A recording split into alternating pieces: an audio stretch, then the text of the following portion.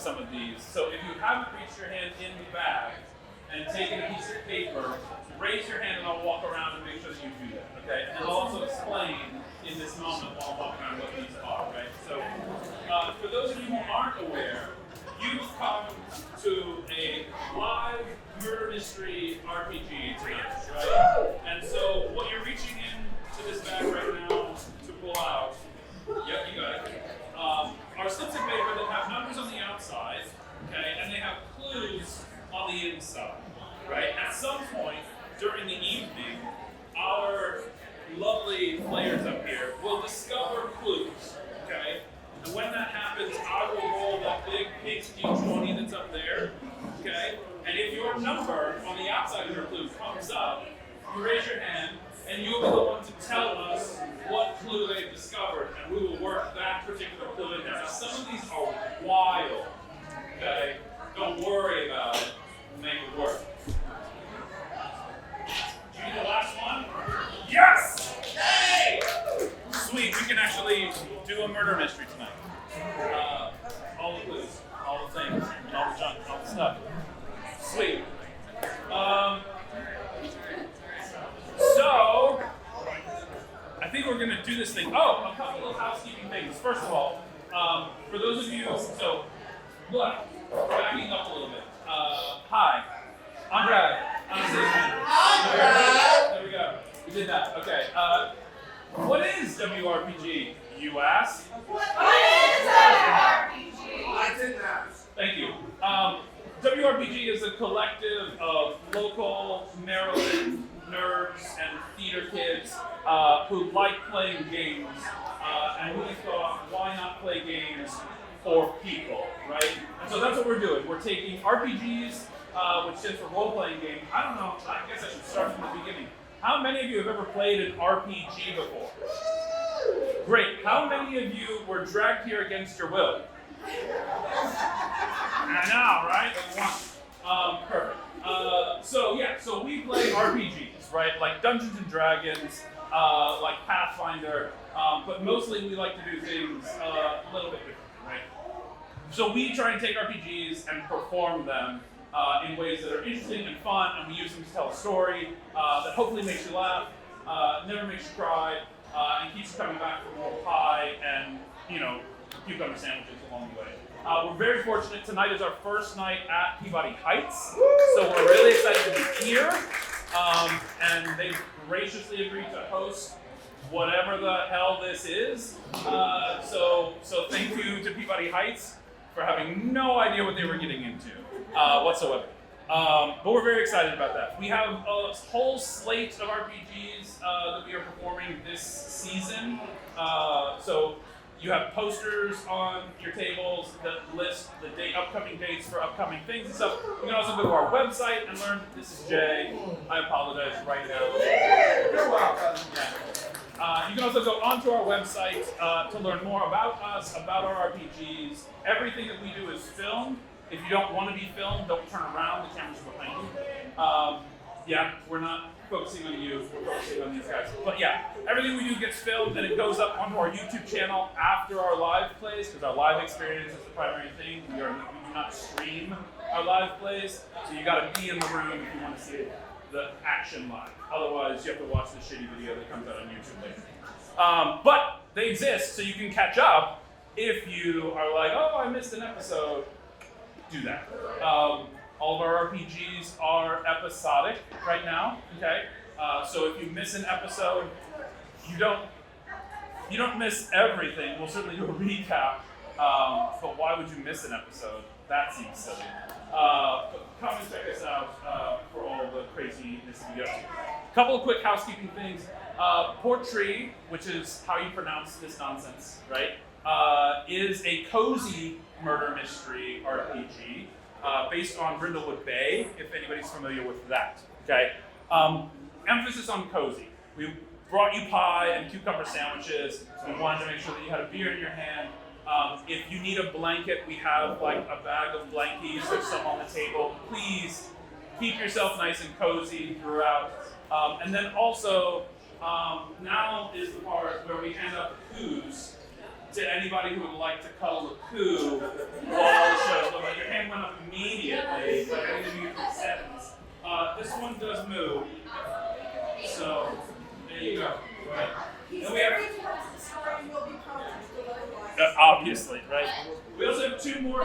lines to deliver. If anyone would like a coup, yeah, coup. Love it. Perfect. Now I will say this, since we only have 3, there's a lot of you here tonight, like, I don't want people to get super jealous, so maybe it's like our intermission break, if you wanted to exchange the coup with somebody else, like to give somebody else a chance. If you don't, I totally understand, they're adorable, you want to keep them forever. At the end of the evening, please do give them back to us though, we'd really appreciate it. Yeah. What else do I have to say about stuff? Murder. Murder. Trigger warning. This is a murder mystery. Somebody's gonna die. I'm so sorry. It will not be any of you. However, just so you know, like this is also an educational experience, right? So you will learn how this RPG works as we play through it, right? So if I stop at some point and like if one of our players, for example, says that they'd like to do a cozy move, and you don't know what that is, right? I will be like, hey, so what they're doing right now is this, and I'll explain to you what the heck is going on. We don't want you to be lost, we want you to have fun, and maybe you leave here and you're like, that seems like a lot of fun, I want to play it on my own somewhere else. So that is also part of the shenanigans that are happening.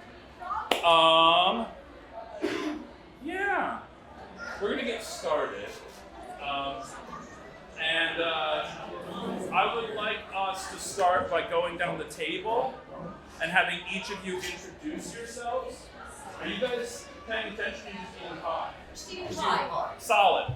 Love it. All right, so we'll start over here because Jeff was making eye contact with me while I was talking, so that was cool. So we're going to go down the row, we're going to introduce our players, and then they're going to say something about the character that they're portraying this evening. And we'll start with Jeff. Right? My name is Jess, and I'm playing Geraldine McClode, and she is the owner and proprietor of the Badgers Borough B&B of Port Rìgh. She loves bacon. And Bacon? I love bacon too. She does. She does love bacon. Bacon. Bacon. And bacon. And bacon. And bacon. Both of them. She keeps apprised of all the goings on in town with help of her handy nanny cam. She's up on all the gossip. My name is Emma. I'm portraying Phyllis Malcolm McMillan, and I'm a former housekeeper and studier of the occult. My late mother-in-law taught me how to read tea leaves, and occasionally I would see ghosts in the house that I retained. I have 2 children, Sorsha and Marceline, and I'm a terrible. Perfect. Awesome. I'm Lance, and I'm playing Dame Jacqueline Fondefuke. And if you're not too familiar with the music of Dame Jacqueline Fondefuke, your parents certainly are. In fact, most of you were probably received to one of her albums. Probably not her disco album, though, because nobody bought that. Oh. That was it. Hi, my name is Sharon. I'm playing Rosemary Hall. She's a retired Oxford professor who went up to Port Rìgh. I studied English, as did my late husband, and now I teach sex education at the local high schools. Perfect. Last but not least, I'm Zoe DiGiorgio, very good Scottish name, and I am playing Fiona Baird. I am formerly of Port Rìgh, coming back in my retirement. I lived in Edinburgh for most of my life. I ran an anarchist press there.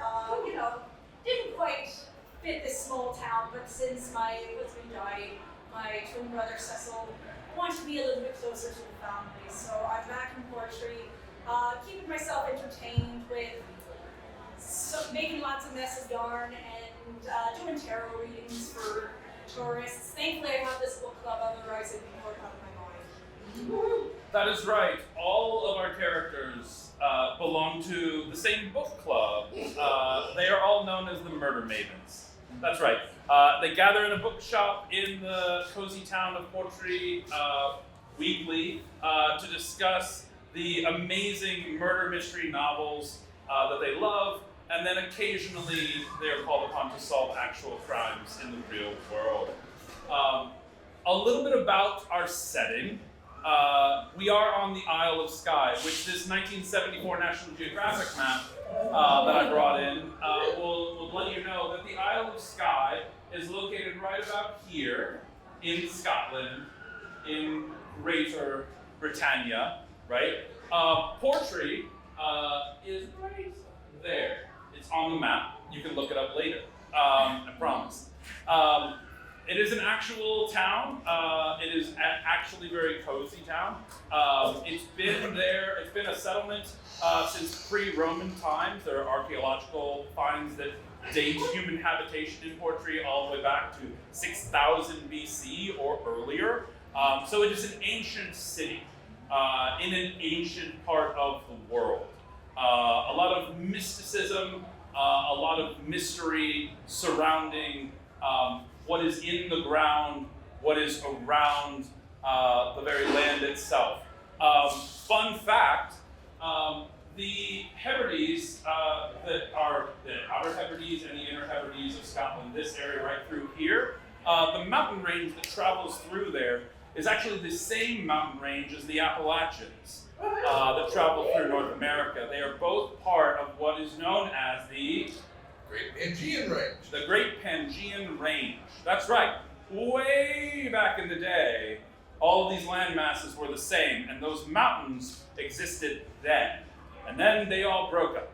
And then, they went solo, and they had their own albums, and some had more success than others. These are like the Ringo of those mountain ranges, right? Like kind of small, little weird, right? But still around, right?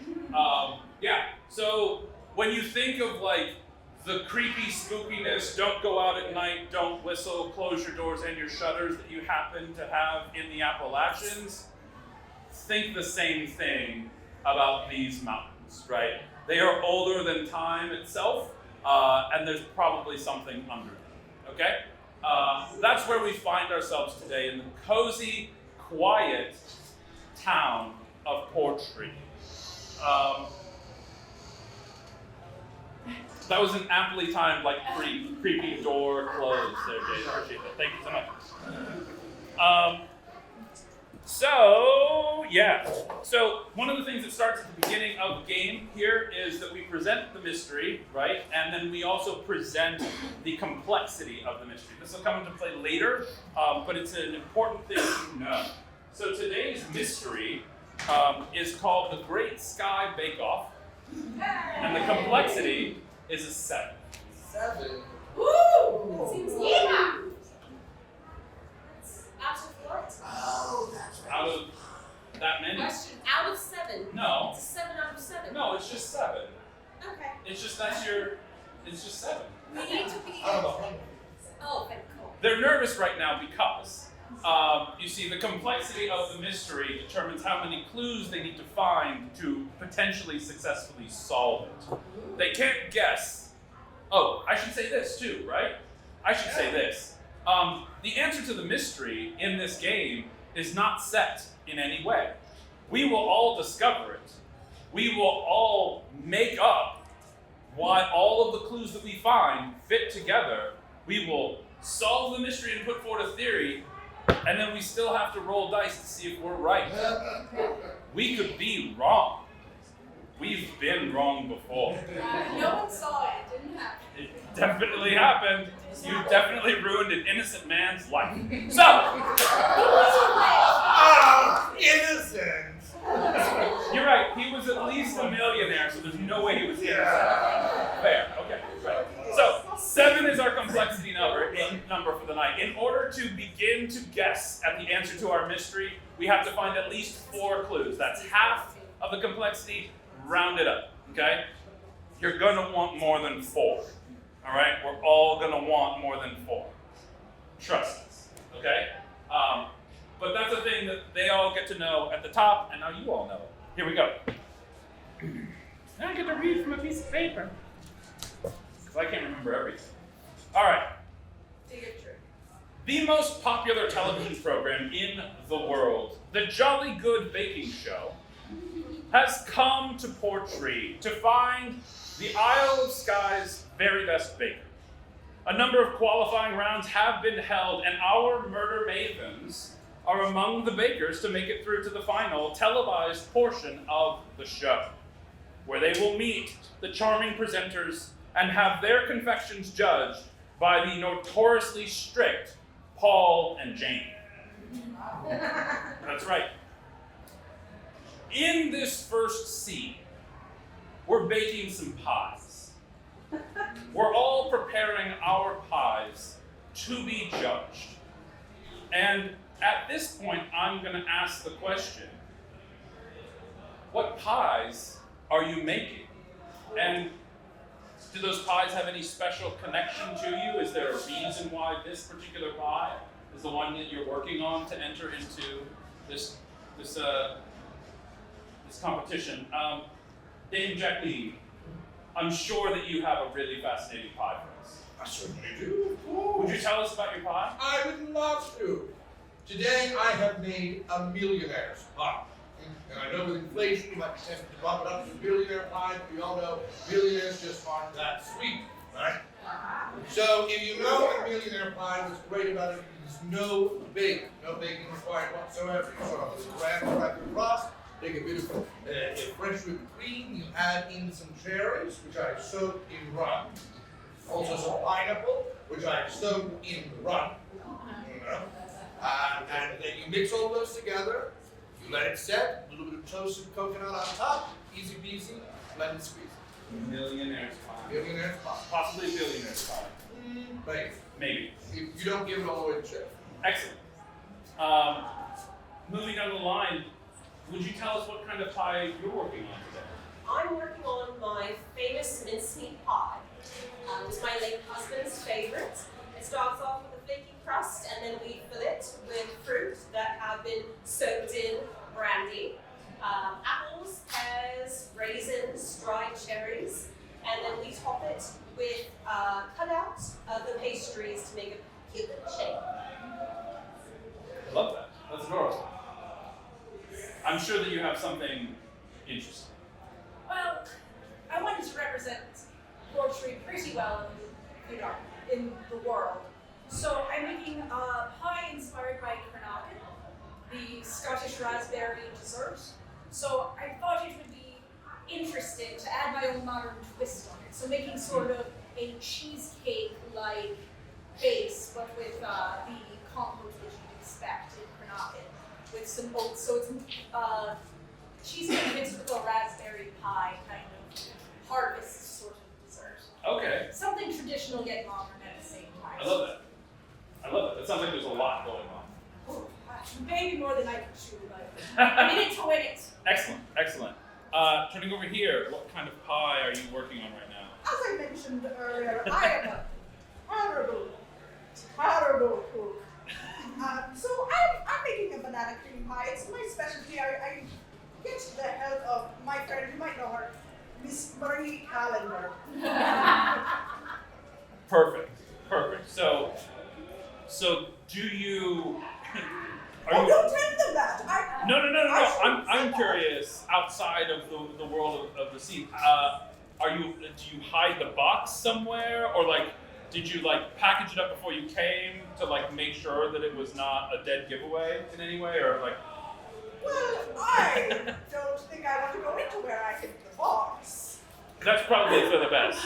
Where you hide your box is that's not something a lady That's not polite. talks about. Yeah, absolutely. Good. I'm expecting greatness, so I'm nervous for this one Yeah. because I'm known as a baker, and so everyone's expecting me to be, go out the water. But I'm going to turn into the roots, something I used to bake with my nan, a strawberry rhubarb, classic, no frills, just a well-baked pie. I'm really nervous because the Jolly Good Baking Show is something that got me through. As you may know, my husband was a bit of a bastard, and he cheated on me, and I was going through a bit of a tough time. But finding the Jolly Good Bacon Show is something that let me reconnect with my bacon roots and reconnect with my son, Edgar Jr., pictured here. This lovely apron that he got for me as a Christmas present one year. Very sweet boy. That's amazing. No notes. Perfect. I love that. I'm excited. Okay, so we all have the pies that we're actively working on. By the way, it seems like maybe the pies have gotten out of control over here a little bit. We're fine. No? Yeah? We're good? Okay, great. I'm glad because the hosts of the show are coming over to have a look, okay? Yeah, I know. So, get yourselves ready for shenanigans, right? And at this point, I'd like to introduce our two hosts, if I may, right? We have Jane Leaf, who... yeah. Very, very sweetly kind, but also, judgmental, right? Elderly, posh. Jane is a beloved celebrity in the UK, having published dozens of cookery books, made hundreds of television appearances over her career, okay? Spanning nearly 6 years, right? And like all the other stars of the Jolly Good Baking Show, her contract is up for renewal, and she's lately grown a little frustrated with the negotiation tactics of her co-star. Speaking of her co-star, Paul. We love Paul. Paul Riviera. Does he have dreamy green eyes? He's about 5'11", dreamy green eyes, intense stare. Paul is an aficionado. Paul has done it all, seen it all, and now here he is to judge you. The highest honor you can receive is a swift pat on the back from Paul Riviera. Right? A Riviera back pat, that's right. We're all looking forward to it at some point during the show. So with that, if we could, one at a time, I'd love for you to join me downstage as we judge your pie. Who would like to go first? I will. Great.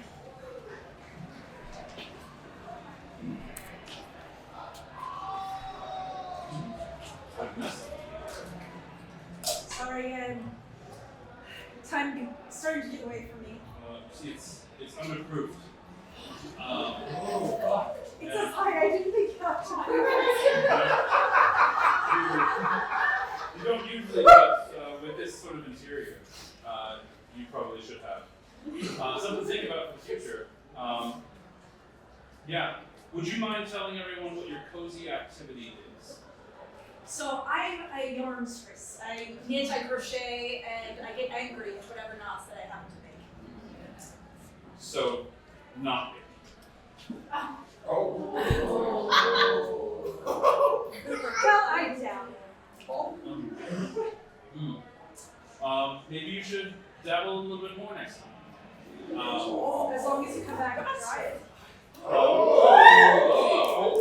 So, unfortunately, your pie is a sort of a flop. But better luck next time.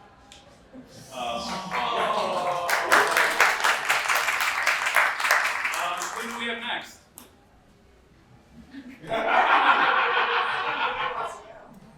We're filming right now. We don't have all day. Yeah. Yes. Oh, I'm very much looking forward to this. Yeah. My strawberry rhubarb. Mm-hmm. Yes. Lots of strawberries. I really appreciate that. I hate it when people skimp on the strawberries and the strawberry rhubarb. The rhubarb's not too overpowering either, which can be tricky when dealing with rhubarb. I've found when working on my own that you never want to rub another man's rhubarb. Of course I've read all your books. Well then. It shows. Would you mind telling everyone what your cozy activity is? It's bacon. Yes, absolutely. This pie is a triumph.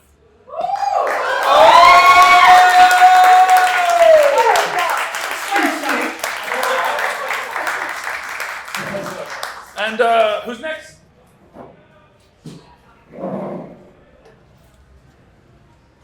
Dame Jacqueline, before we even begin, I just have to say I've been a huge fan of yours for many, many years. So I'm so very excited that we could come here and that you would participate in this show. The pleasure is mine, Paul. This is where you take my hand. Yes. And it means the world to me. Thank you so much. Thank you. What do you have for us today? Well, Paul, I thought you might take a little bite out of my pie. Yes. Yeah. It's not overly sweet, Is it not? which I appreciate. Oh. Very similar to your 1973 album. Where do we begin? Where do we? Yeah. I'm wondering where you began with this pie. I think maybe the execution went a little wrong right from the start. Yes. Yeah, no, I completely agree, Paul. And I only want to apologize to Marcel, who is my chef, who taught me this recipe. And I assure you, it is much better when Marcel makes it. I don't know. I think it was too much brandy. Oh. Or not enough. Or not enough. Maybe next time. Maybe you could invite me over and Marcel could make it for the both of us. Well, Paul, I think that could be arranged. Thank you so much for sharing that with us. I didn't get a backpack. Maybe later tonight. And who's next? We have a couple left. Yes? Oh, this old thing. Oh, yes. My special banana cream pie recipe. It looks fantastic. Doesn't it though? It does. I'm wondering why the cream on the top looks like it's been a little flattened, a little level. That's an interesting effect. That's my personal touch. It's fascinating. That's how you know it's mine. Oh, I see. I'm sorry, I wasn't aware. Could you tell everyone what your cozy activity is? My cozy activity is birding. Yeah. I love watching birds. Your birds are amazing. They're incredible. You don't see too many birds with flattened tops like this. You though. do see a few. The pie is delicious. I will say that. It's a little, I don't know if frozen on the bottom is what I'm looking for. I'm not quite sure if you have the oven temperature high enough, but the pie is still good. I think I cracked a molar though, a little icy. Yeah. All right. I'll let this one slide. Okay, thank you. Thank you. Yes. And one more, I believe.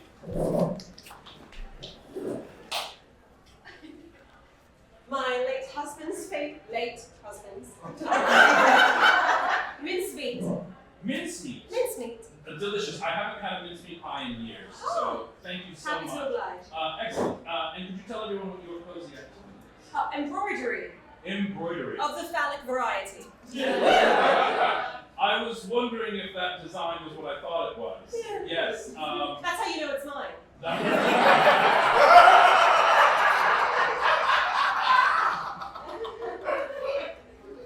Excellent. Well, I will say this pie is quite delicious. I think you've given it a really good go. And, I always say, if it has to be meat, it has to be minced. As do I. Good work. Thank you so much. All right. And we have now phalluses already. I love it. We'll keep going.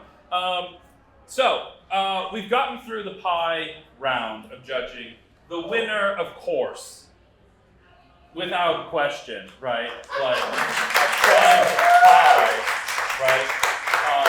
And I'm sure that your son would also be proud. I had to represent him. Amazing. I love it. Yeah. I've lost my notes. Here we go. Yep. There are a couple of other people who were also judged. Unfortunately, I can't play two characters at the same time. So I will just tell you about them and their powers, if I might. So one of the contestants, his name is Scott Lamb. And as you might imagine, his pie was also minced meat of a kind, though quite dry, and just not sort of up to snuff. He's currently silently crying in a corner. It's a little rough. He's very organized. He's very fond of bow ties. Scott was a contestant on the Jolly Good Baking Show before. He famously went home after an explosive on-camera argument with Paul and a pan of overbaked muffins. Yeah, I know, right? However, he is not the only other contestant who's made it through to this round. Find the other page. Usually more organized than this. Here we go. Melanie Blair is a lovely woman. She's a little bit frazzled today. Nothing's kind of been going her way. She's covered in flour. She's covered in jam. Her pie was less a pie and more a pile. She's very intense, very sensibly dressed. So the fact that things aren't going well for her is really frazzling her quite a bit. Okay. Melanie has lived here in Port Rìgh her whole life. She learned to bake from her parents, who used to own the Sweet Sensations Bakery before it went out of business, unfortunately. So she's not so much crying as having like a full-blown panic. Yeah. Is anyone having fun? We're all having fun. Aren't you having fun? I am having fun. I'm just making sure everyone has No, fun. nobody else is having fun. No one else is having a good day, unfortunately. But that's okay, because we are about to take a short break in the action, okay, between filming, as we prepare for the next round, okay? While we take this short break, the Jolly Good Baking Show is connected to each of you in a special way. It's connected to a favorite memory of yours. What is the memory that you have that is special to you of the Jolly Good Baking Show? Something that sort of brought you here and makes you excited to be a part of it. And again, let's just shout out all at the same time. No, let's go one at a time. Who wants to start? Who wants to give me a memory? Yeah. The first time I saw a ghost. The first time you saw a The ghost? Jolly Good Baking Show was on in the kitchen. Oh my goodness. They were making a lemon tart. A lemon tart? And you saw a ghost. Did the ghost have anything to say about the lemon tart? The ghost was thinking the lemon tart was a little too sweet. Oh, I see. How old were you when you saw this Oh, ghost? I was like 14. 40. Wow, I love that for It took you. a while. It did take a while, right, for you to come into it, but I love that for you. Also, like, it's so nice to have a cozy ghost in your house who enjoys watching the same things you do. It really is. It's the best. You get lonely as a widow, you know. Absolutely, absolutely. Who else has got a memory of the baking show? Yes. So, as I mentioned previously, after the separation with my husband. Yes, the bastard. The bastard. The total Edgar, bastard. Yeah. It was the first thing that I watched after the separation. You know, I was going through a bit of a down phase, and you know, just puttering around the B&B, not doing too much, and then along came the Jolly Good Baking Show. Oh, perfect. I love that. I love that. So it's been with you, even though your husband wasn't. It's been that more there for me than the other. More there for you than your husband has, right? Perfect. I love that. I hate that for you, but I love it. Yes. Any fond memories? As I said before, it's Marcel's favorite show, Of and course. all of the boys love it, of course, mostly because of Paul. But we all get together in a big summer pie and watch the show. You say the boys. Who are you talking about? Demeter, who is my driver, and Eunice, who is my butler, Marcel, the chef, Ayani, the gardener, and Angus, who is the gamekeeper. I see. And you all get together in a big pile to watch the show. Yeah, well, I'll go over to they all live together in Carrick's college. Okay. And I'll go over there and run over with people. They will stay in the snow pub. So they all live together in the same cottage. They're a polycule. We got to it eventually.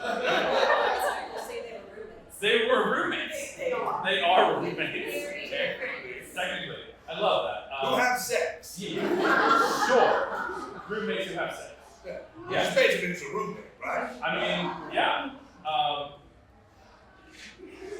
I need to know in the pile, where are you? In the middle. So cozy and warm. Right in the middle. I love that. I love it for you. Were you saying something about the baking show at some point? I got very excited. Occasionally we will watch. You watch it in the pile! I got it. We're back. We can understand. We're here. Okay. Do you watch the baking show in a pile, or do you have a different memory? A slightly different. How did you love it? My late husband and I used to love it. It was one of our cozy activities. We did a bacon chill.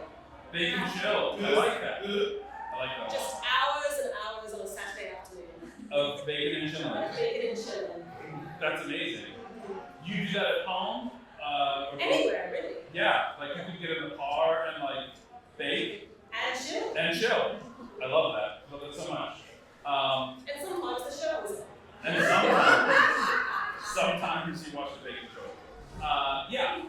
Fond memory. Yeah, my husband's party used to watch it prior to his passing. And I did not like the things that he watched it. He would always put it on, and then I couldn't watch it after he died until I came back to Port Rìgh, and my grandniece loves it, so she got me back into it and got me wanting to make it. That's amazing. So, like, it's been with you through all these changes of life. Yeah, And now you're here on the show.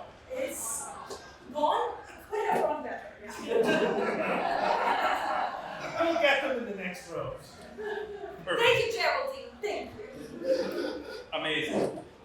So as I said, there is a short break in filming as they're setting up for the next round. And during that break, you're wandering around, you're talking to each other, you're reminiscing and things like that. One of you's a bit nosy. Maybe one of you is interested in like having some words with Paul. And so one of you goes to try and find Paul in his trailer. Which of you approaches Paul Riviera's trailer during this scene? What is the content of the approach? No, that's I hate Paul. it's up to I don't have a word. Okay, so multiple of you would like to go have words with I would like to Paul. have words. Who would like to? I'm finding it's more than one of you. It can be more than one of you. Who's tag teaming Paul? No. Phyllis and me. The two of you are approaching Paul Riviera's trailer. Excellent. I love that. Okay. Paul's trailer a little bit off from the main tent, right? Far enough away that you're gonna need glasses, right? As you approach Paul's trailer, right? It's got his name in like gold glittering letters above it. Brother. We're dripping from the ceiling sometimes. Yeah, that happens. And as you approach the tent, you hear like loud music playing from inside, but you can't really like hear anything else. But like, there's some kind of loud, obnoxious music going on the inside, right? Classic Paul. Do you knock on the trailer door? We bang on the trailer door. Banging on the trailer door, nobody seems to answer. Classic Paul. Do we want to check around the windows? Actually, I'll keep lookout while you do that. Perfect. Yeah.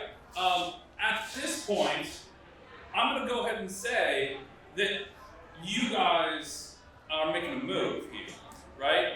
Because you're really being a little sneaky and you're being a little So I would say you're meddling. Yeah, they're meddling.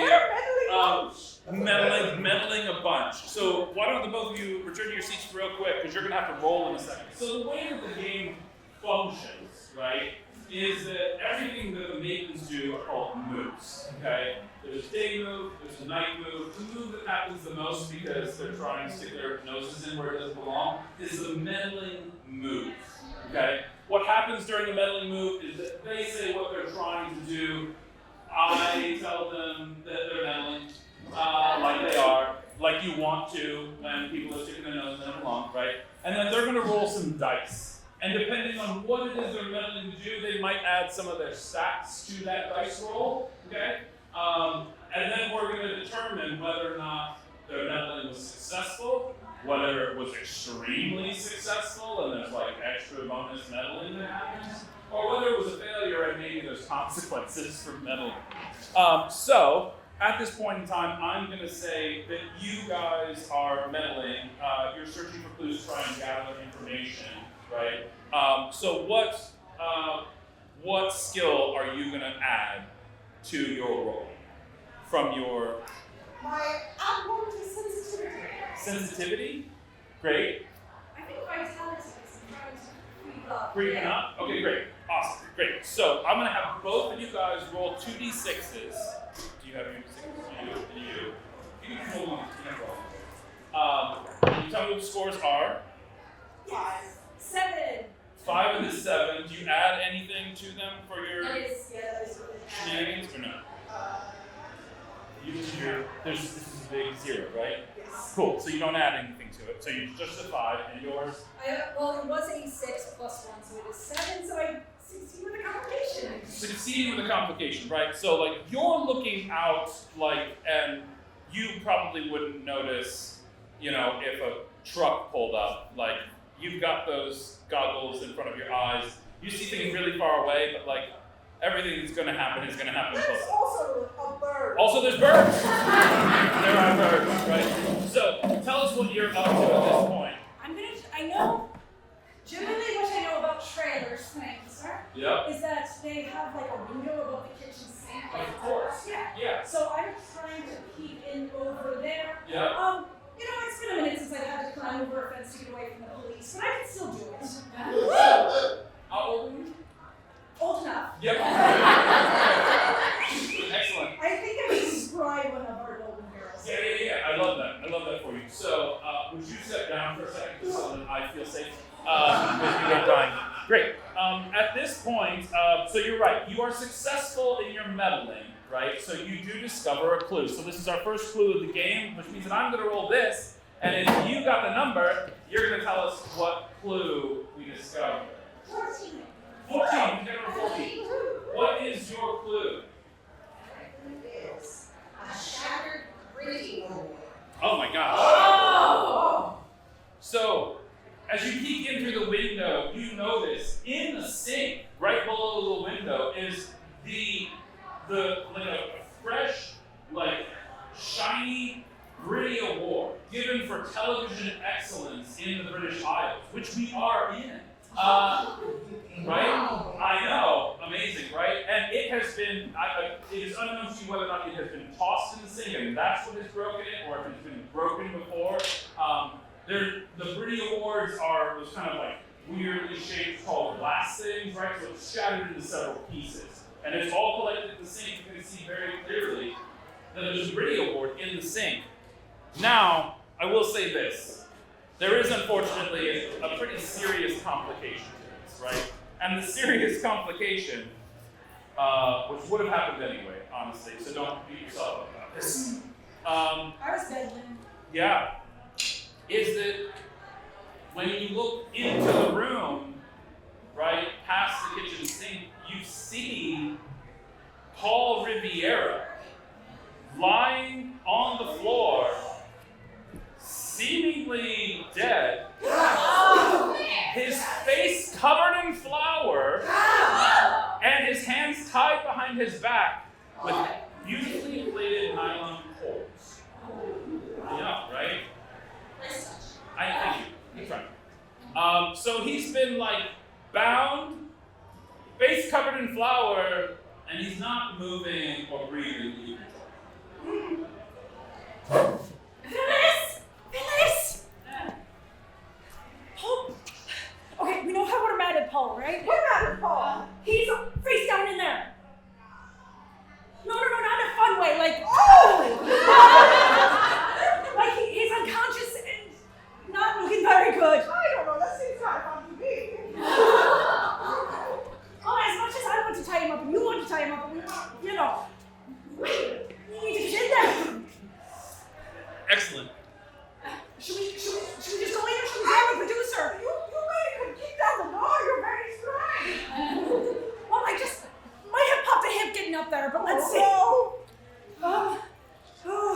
I'm gonna try banging on the door again, see if I can pry it open. Go ahead.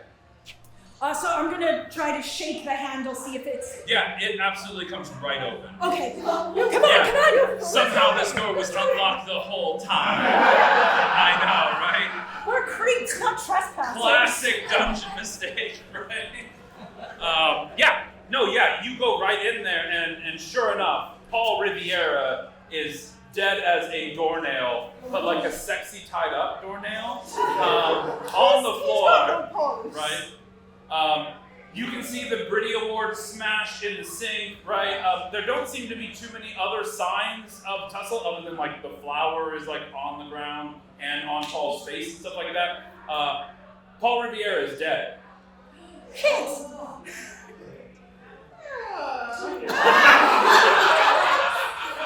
Wow. I could not say I wanted to see him go out like this. Wow. Maybe. I love it. I didn't want to be the one to find him. Nobody ever wants to be the one finding the dead body. Yeah, but you did. Congratulations. You made it. Is there any more investigating we can do while we're in here before we unfortunately have to get the police involved? The police involved. They're the worst, right? Because your brother is one of them. If you would like to poke around in the trailer, I'll give you a moment to do that. But there is a dead body in here, and you are now the only ones in this room with it. It's pretty well known that I didn't like this fellow, so I probably should take my leave. I've already done that. Perfect. I just want to get a glimpse before I have to then work around my brother. Yeah. Go glimpse around, for sure. Would you like to make another meddling move? Yes, I will try that with I guess it would be investigating, just looking around, reason maybe? Yeah, sure. Which I have a 1 in. 1, perfect. Which I need because that was another 6. So 6 plus 1, so 7. I got 7 another again. With a complication, you are in the room with a dead body. You probably didn't need a complication. So here's the deal, right? You are going to discover another clue. Where are you looking in this room?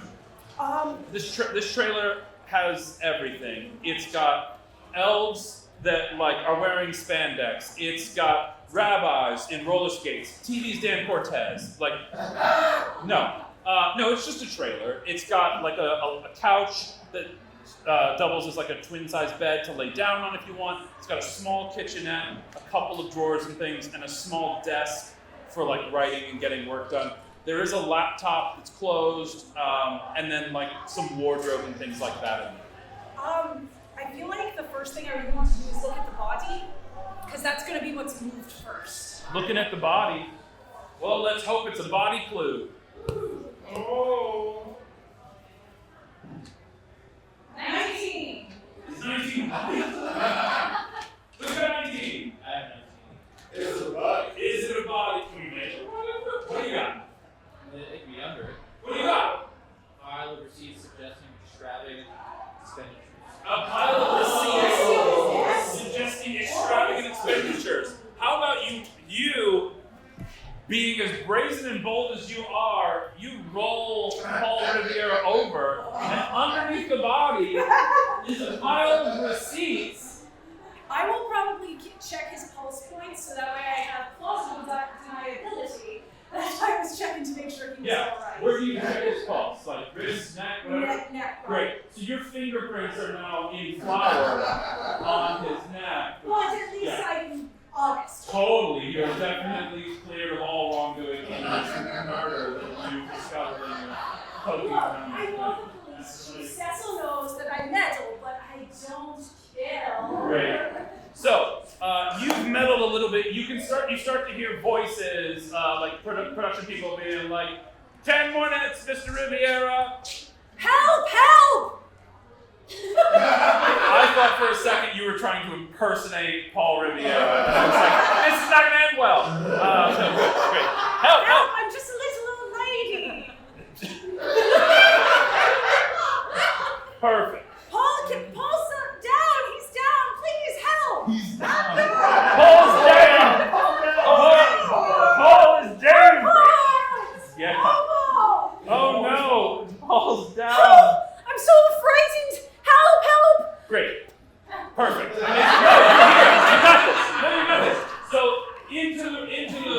you stay up here. You're in the trailer with the dead body. Oh, And the you stars! just call for help. So here comes help, right? Oh, the stars and heart! Oh! That's right. Walking into the trailer, you see a producer who you've met before, right? You recognize him as Heath Hendricks. Okay. Heath is stern, balding, right? Excessive use of like the 3, 2, 1 fingers for everything, right? Okay. So as soon as he walks in, he's like, "It's really 5 minutes, but."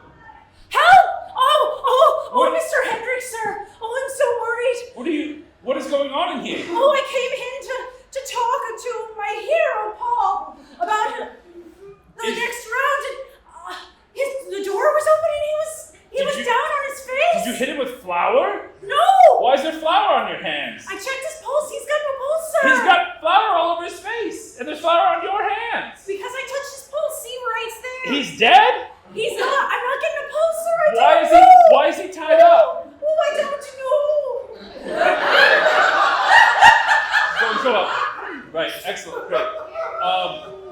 Heath is like, "You should leave. I'm gonna go call the police." Oh my goodness. Oh, okay, sir. Okay. Great, and Heath exits to the police.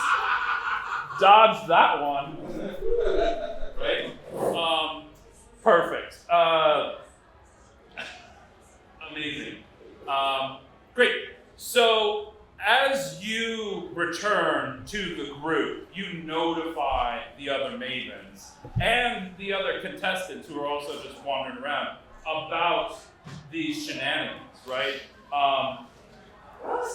So, in pretty quick order, all of these production people and contestants are aware that something has happened to Paul Riviera, and it's not pretty. Are we certain it was flour? Because addiction is a bitch. He does seem the type.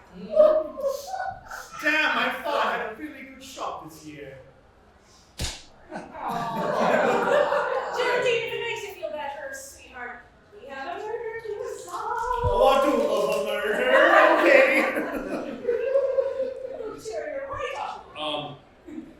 There are a couple more people that we haven't been introduced to yet.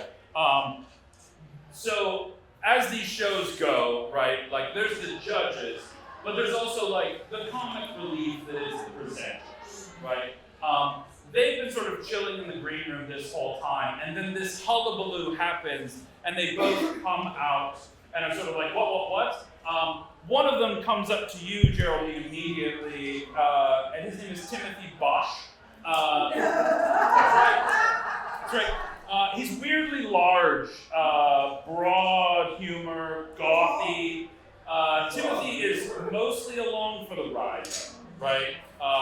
He doesn't know the first thing about baking. He feels very lucky to have stumbled into this gig, right? And he wanders up to Geraldine and says, "Did you say something about..." Who are you? Timothy. Timothy. You like a narc or something? I've been making jokes the whole time. I think he's the person. Oh. I'm one of them, you know. Could you buy me a glass of water? No, I'm not that kind of a host. Like, I just sort of like... What the hell is going on? He's the comedian. Paul? He's the judge. The one with the nice tush. Yeah, so I know who he was, but I thought he was the... Oh, well. Wait, did you say who he was? Yes. Oh, he's dead. He's dead. I'm sorry. Pile of cocaine. I'm sorry. Pile of cocaine. Classic cocaine wasn't shared. Classic hog tie. Flower. What? Mm-hmm. Oh. Flour. Wow. Oh, it's flour. It was flour. Well, he was Malta. That seems suspicious, but maybe a little fun. Yeah. Beautiful indeed. Is this a game that you and Paul would play? No. I feel like I probably shouldn't say anything else. All right. Oh, what? You were talking to him a moment ago. Yeah. What's going on I'm here? gonna go Murders on this show? And then with that, the other presenter, Sue Melton, comes up and says, "Murders? Murders on the show?" I'm sorry, My name's Sue. What the hell, sir? They're the fun folks. The other host. Would you mind grabbing me glasses? I don't think I have any water on me right now, dear, but I'll see what I can do. Did you say murders? Murders. Is there two? No? Oh. I don't know. Not as of I now. thought you said murders. Why do you think there's more Wait, than one? who's been murdered? Paul. What?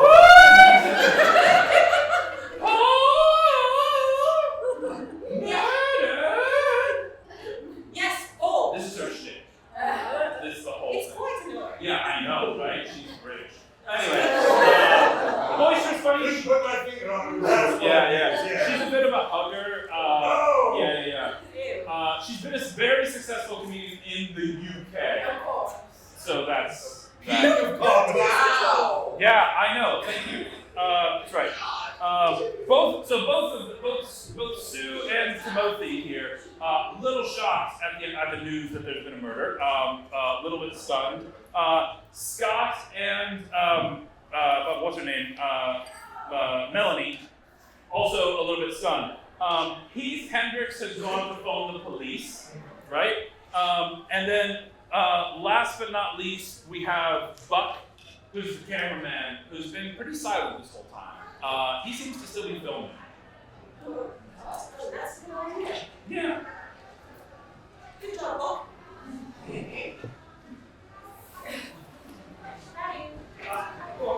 Yeah. Is there any chance you might have captured something on camera that seemed like a little suspicious? Yeah, I mean, I've been filming this whole time, but like just here in the tent, So Do you mind, me appearances, I want to make sure that what goes across on the camera is looking good for the audience. Yeah. If I might watch some of that footage back, make sure that there's not any awkward shots of me hair. Well, you know what?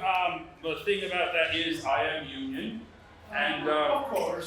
it's time for me break. So I think I'm just gonna shut it down for a little bit. Wait for the police to get here. No, Bob. I think Bob, yes. when you take your break, Uh-huh. do you know we can just leave all your equipment here. Yeah. We'll keep it We'll on. keep it Yeah, that seems We're very totally trustworthy. reasonable and within union standards. So just leave all my equipment where some octogenarian bakers can, whatever they want to do. No problem. No problem. Sounds good. Yep, absolutely. And with that, we're going to take our very first intermission break. So we'll break for about 5 to 10 minutes-ish. Enough time for you to go get a beer, go to the bathroom, do what you need to do. We'll reconvene here, and then we will dig into solving this mystery. If you want a t-shirt, Lorraine will sell you anything. But also there's more pie. And t-shirts. And also t-shirts. Welcome back, dear friends, to Act 2. As we left off, Buck was taking a break, and he was leaving all of his camera equipment in the very capable hands of a group of book club octogenarians. I'm sure that that's going to go well for everybody else. However, shortly after our producer went away to call the police, he also made another phone call. And the person that he called was not very far away at all, so they actually showed up before the police did, wandering onto the set while you are in huddled discussions about this. You see a woman who you all recognize. She is a celebrity in her own right. In addition to being married to the late, great Paul Riviera. Entering the scene now is Donna Riviera, the wife. Donna is a bottle blonde, leopard print, piles of makeup, right? Like her husband, she is a celebrity, right? Having starred in the short-lived reality television program, The Real Housewives of Liverpool. Yeah. It was like 2 seasons. That's all I got. She is flustered, but she is also she is emotional for the sake, it seems, of being seen as emotional. It seems over the top when she enters. She is over the top. That is her personality. But she comes onto the scene. Where is he? Where is my dear husband Paul? What have you done? All of you, what have you done? Where is he? Where is he? Someone answer me. He's in his trailer. You just left him in his trailer. Well, he's a little tied up right now. Tied up? What do you mean tied up? He's literally tied up. Yes, right up.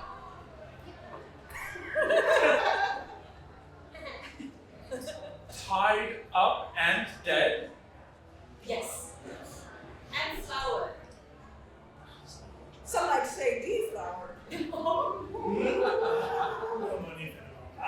I don't know what you're talking about right now. I am Lady of Liverpool. We don't discuss things like that in Liverpool. Where's the camera? Right there and right there. Perfect. Can you point her in the direction of Paul's trailer? That way. Excellent. The big one. She heads off toward the big one to see what the fuss is. At this point, we have now been introduced to all of our potential suspects, or as I like to call them, suspects. Right? My great grandma used to keep saying that. Right? So to recap, the people that we have here in the room with us who may or may not have committed a gruesome, sexy murder.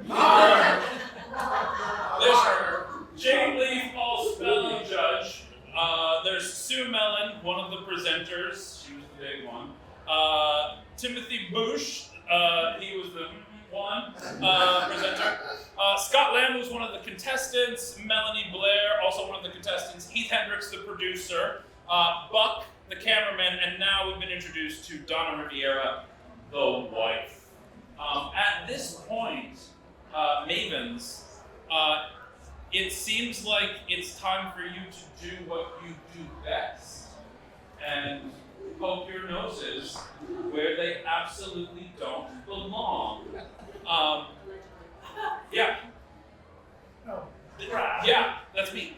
As someone who operates a camera, a nanny cam, You. that's I me. do not have I a, do. Hold on. I do As not someone have a nanny cam. Who regularly does a lot of filming. Yes, you in her- do. In her free time. Absolutely. Might I be able Good to wash, take a cheers. look at some of that camera footage and see what I might be able to You absolutely, while Buck is away, you can absolutely attempt to have a look at the camera and see what you can glean from it, okay? It's going to be a meddling move to do so. Oh, God.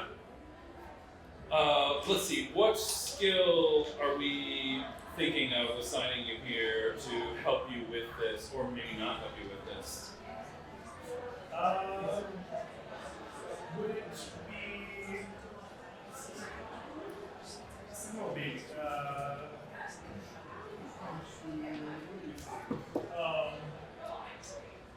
I'm gonna say maybe reason. Reason. I love that for you. Okay, great. How is your reason, by the way? It's pretty good. Plus.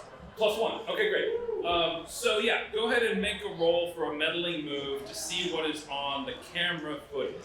While you're doing that, does anybody else want to have a thought in a direction that they might like to move towards in terms of beginning this investigation? You're all currently gathered, by the way, in the large baking tent.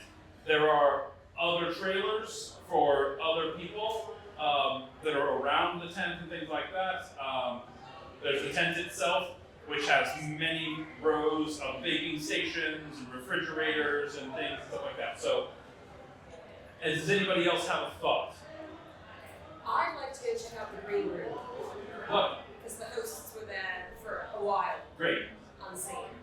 So there's the green room. The green room is really where the two presenters, Sue and Timothy, would have been. Jane has her own trailer as well, so that would be a separate place, just so you're aware, right? I was interested in interrogating the presenters as well. Mm-hmm. Because I'm curious about the nature of the relationship between Jane and Paul. So asking the presenters about Jane and Paul's relationship. Great. First, then getting the temperature on the two of them. Do the two of you want to like head in that direction together? Love it. I love it. I love a team up. Okay, great. Awesome. How was your roll? 7 plus 1. 7 plus 1 and 8. So that is a success. All right. So we're gonna find a clue digging around in this camera. But I have no idea what it is. Let's find out what the camera clues you got. 13. Who's got 13? I do. It is a dangerously free electrical cord. Oh my gosh! So yeah, you go to have a look at Buck's camera. Ooh, And, touch that! yeah, and like what should be like IATSE like appropriate like setups and stuff. That man is not you. OSHA like setups and things like that. Like OSHA doesn't exist in the UK, but still, right? Like I'm sure that there's something that's OSHA related for the UK. You walk over there, and not only does it look like strangely like the camera and like whatever battery might be needed to turn it on has been taken. So maybe Buck was not as like eager to just leave you with everything in the first place. But the setup around Buck is pretty disheveled, and like there is a frayed and sparking electrical cord near where Buck would be. Buck would be totally responsible for that setup, right? So strange. So that is another clue that we've discovered, this dangerously frayed electrical cord. Thank you for that. You guys are going to head to the green room. As you head to the green room, you will come across both Sue and Timothy in the green room, having a lively discussion. Timothy is there, and he says, "Look, all I know is that I went in there and they told me that Paul was doing a lot of blow. It was all over his face. And then they were like, nobody has any. I don't know where it went, right? Like, look, I'm a simple man. I ask for simple things, right? But like, if you've got it, like maybe share. Maybe share a little. Oh, hello. Hello. Can we help you with anything? This is kind of our space. Oh, well, maybe you come in. Yeah, I guess you can. Yeah, come on.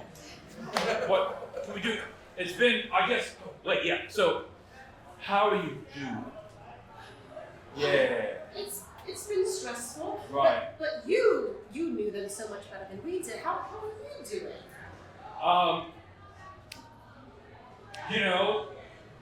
I feel a little betrayed. I didn't know Paul in that way, to find out that he died covered in powder, I was just sort of like, whoa. Like, it was only a 10-minute break, my man. Like, what is going on, Yeah, that seems to be listening. Yeah. So that must be very hard for you? You think you know somebody. Years you think you know somebody, and then you think, hey, you've been to parties with them, they've always been kind, they've always shared what they have, and then you come here to the place that you work, and you think you're going to be treated the same way, and you're not. And you're not. And you're not. Has Paul been acting differently lately? Well, I don't know, that's a good question. Why don't you roll to see if you can nettle some information out of this conversation. While she's having this conversation, Yep. can I kind of sling around and snoop. Snoop, I yeah. like to snoop. You can definitely snoop. You are in the presence of two other people. Yes, but they seem very easily distracted. Absolutely. So, like, go ahead and make a roll, and let's see how well you snoop. So I'm gonna roll with composure because I'm trying to like poker face my way and get some information. I love it when you poker face. It's the best. Shoot, that's only a 6. Oh, darn. So, yeah, here's the problem with talking to Timothy, right? Timothy knows nothing, right? Not only about this situation, clearly, about baking, about show business, right? Like, Timothy got this job because Paul got it for him. And so there's really no new information or insight that he has. He had a good relationship with Paul up until the point where he felt like Paul was withholding drugs. That's about it. That's about the extent of his emotional range right now. Good to know. Yeah. You're poking around. I am, Yeah. and I will do it sensitively. Sensitively, of course. Yes, so Be as plus 0 plus 0 to your sensitiveness. to 8. Jesus. All right, so you are very sensitive, right? So, real quick, can you demonstrate for me what it looks like to poke around in somebody's room while they're in the room, but you're being sensitive? Yeah. No drugs? No. Sweetie, it's fine. Holy! It's what I've always needed to get through grief. It's just like a literal pound. One LBS pound. One American Standard pound. Cocaine? That's not a pound. That's not at all. Wow. 2 ounces of that. That was amazing. 4 ball. Excellent sneaking, excellent way of distracting the people who are present. Yeah. That's going to earn you a roll and a clue. So let's discover what you find when you tempt people with cooking. Friends? You can probably find some friends. 14. We already had it. Did you already have 14? Yeah. Sure. It's a very good mouse. 13. Already had 13. We're right in this range. One more down. 18. Oh. All right. A missing chef's knife.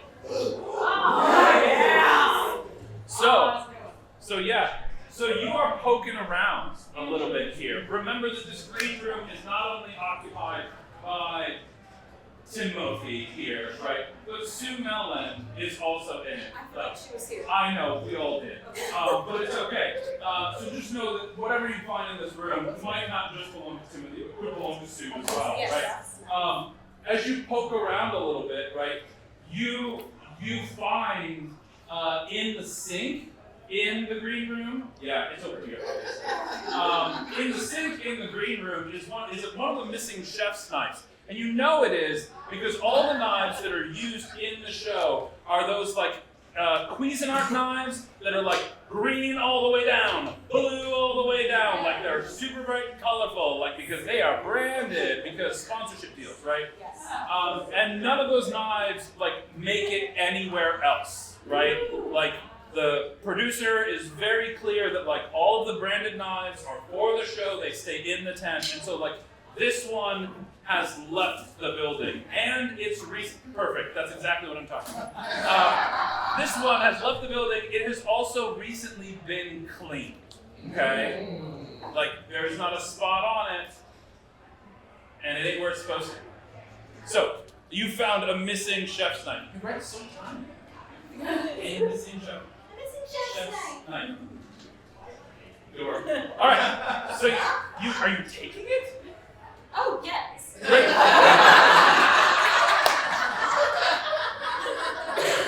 So the vibe is, if you discover a dead body, touch it. If you find clues, take them.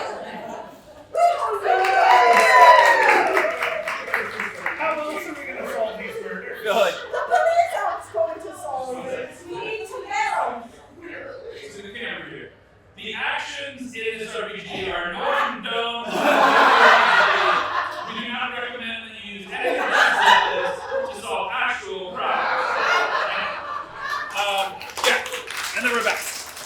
All right. So you've discovered a lovely knife. Ooh. Now everyone's touching it. Perfect. Good.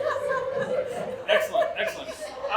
There's some people who haven't done any poking around, and there's several sus folks that are hanging around, just dying to know what's going on. We haven't seen Jane yet, right?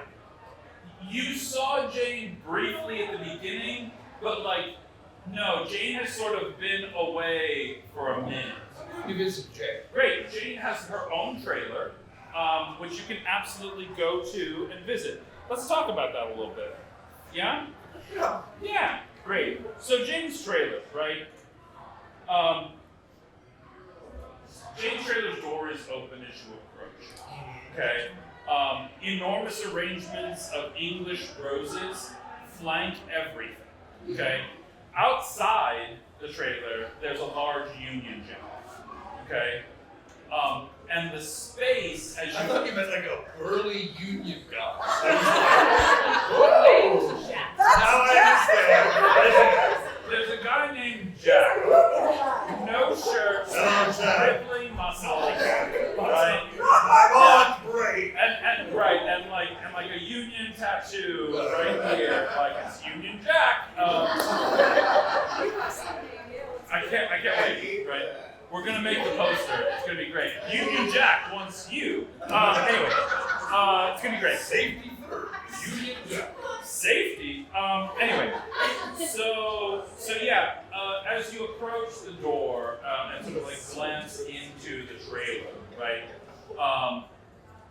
Yeah, the space is candles, flowers, teacups, things like that. The whole space is in soft focus, right? It's just that cozy and that British. Yeah. You walk in and Hello. and sitting at the table. Yes. Hello. I'm sorry. Yes. What can I do?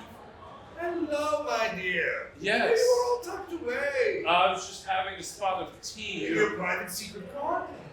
Well, I do like to keep it floral. Oh, and finally, I'm in a space that feels cultivated, cultured, and frankly, polite. Oh, well, thank you. I've tried for so long to bring some civility to the show. No. And when I can't bring it to the tent, I need to have it in my own space. Yes. Would you come and join me, please? Oh, I would be delighted. Yes, come in for a Thank you, spot thank of tea. Can I get anything for you? I've got scones Oh, that I baked. Yes. Did you? Absolutely. Now are you a bit of a baker yourself? I can't not bake a scone. Ah. It's just it gets in me. I don't know what it is. Well, you know what? This scone's about to get in me. Oh. Because I'm going to eat it, Dave. I'm going to eat that scone. Oh. There's so many things that I don't like about what just happened. That's all I like. All of them. Yes. No. Yes. Well, I'll get you a scone.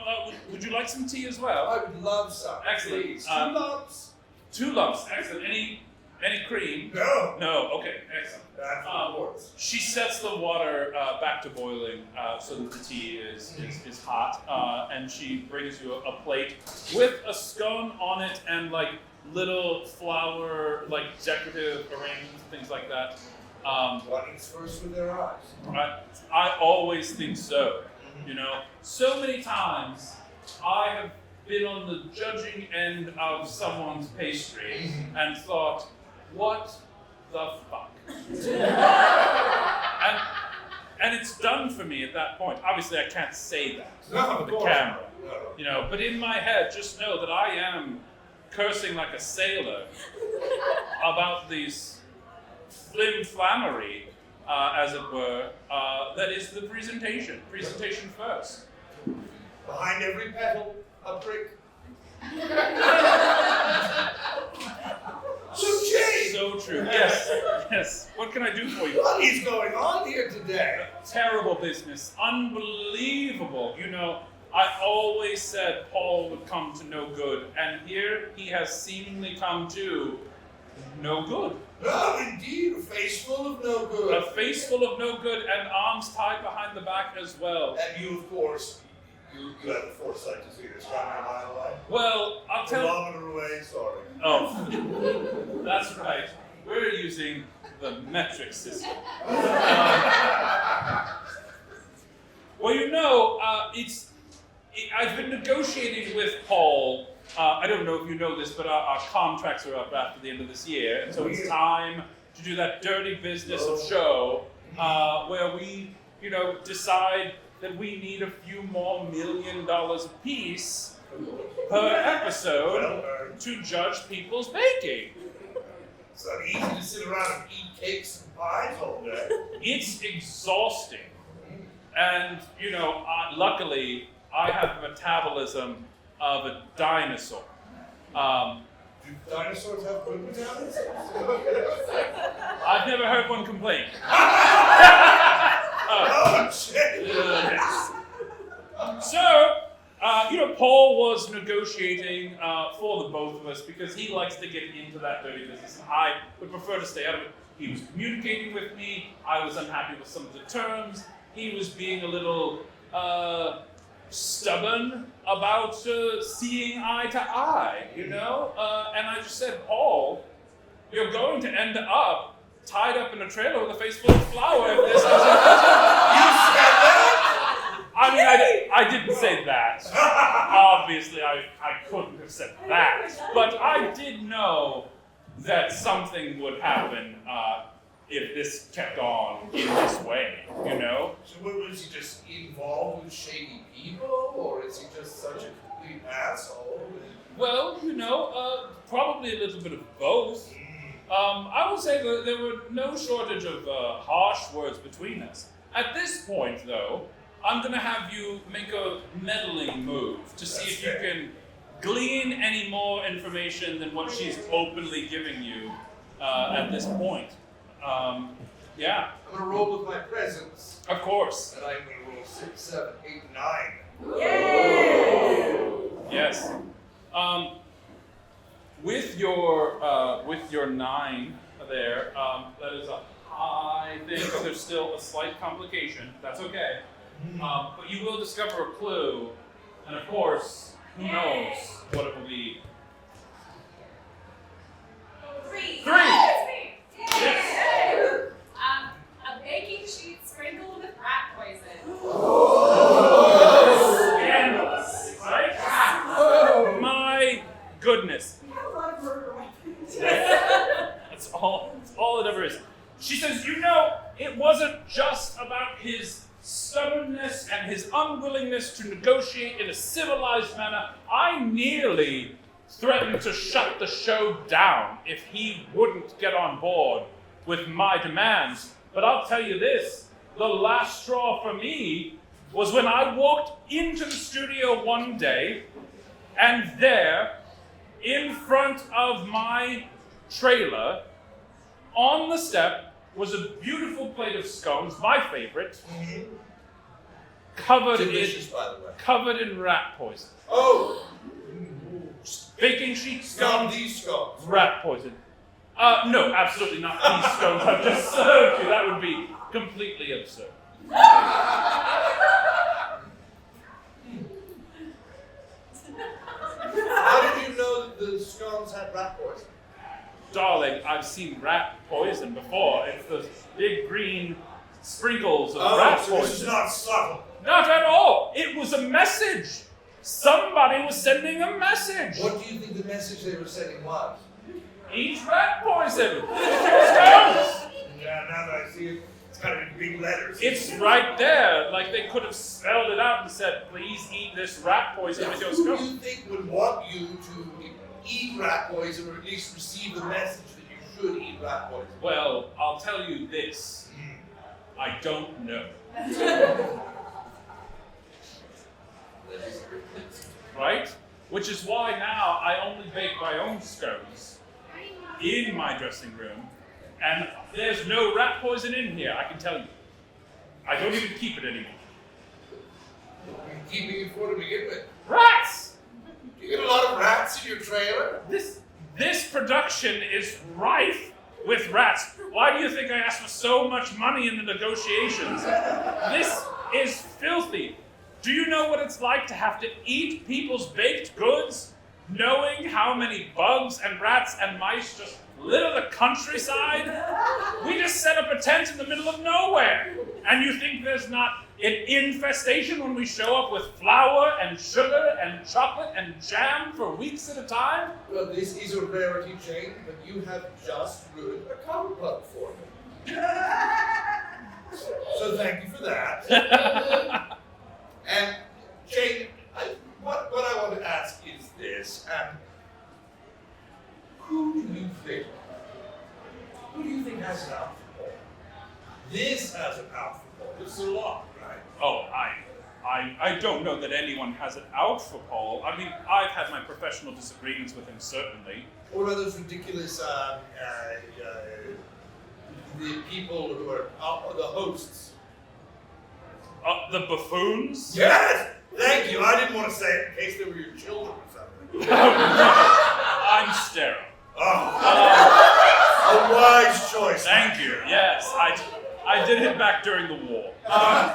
Yes. I'll tell you something for free. Oh, good, because I'm not paying. Put rat poison in Rich his people nose. jokes. You know Buck? Yes. Sort of quiet behind the camera all the time. Not a union man after all. Union man. Buck and Donna have been having a little side business of their own. What do they do? What's their business? Sex! Oh, I see. I'm even running a business. No! No, they're having sex. Buck and Donna have been sleeping together behind Paul's back. Wonderful. For a while now. Really? Yes. I didn't think Buck had it in him. Well, Saucy Donna has it in her. Jane! Well, this has been a delight. I've had a wonderful time. I thank you so much for stopping by. Thank you. Maybe we could do this again under less awful circumstances. I would love that.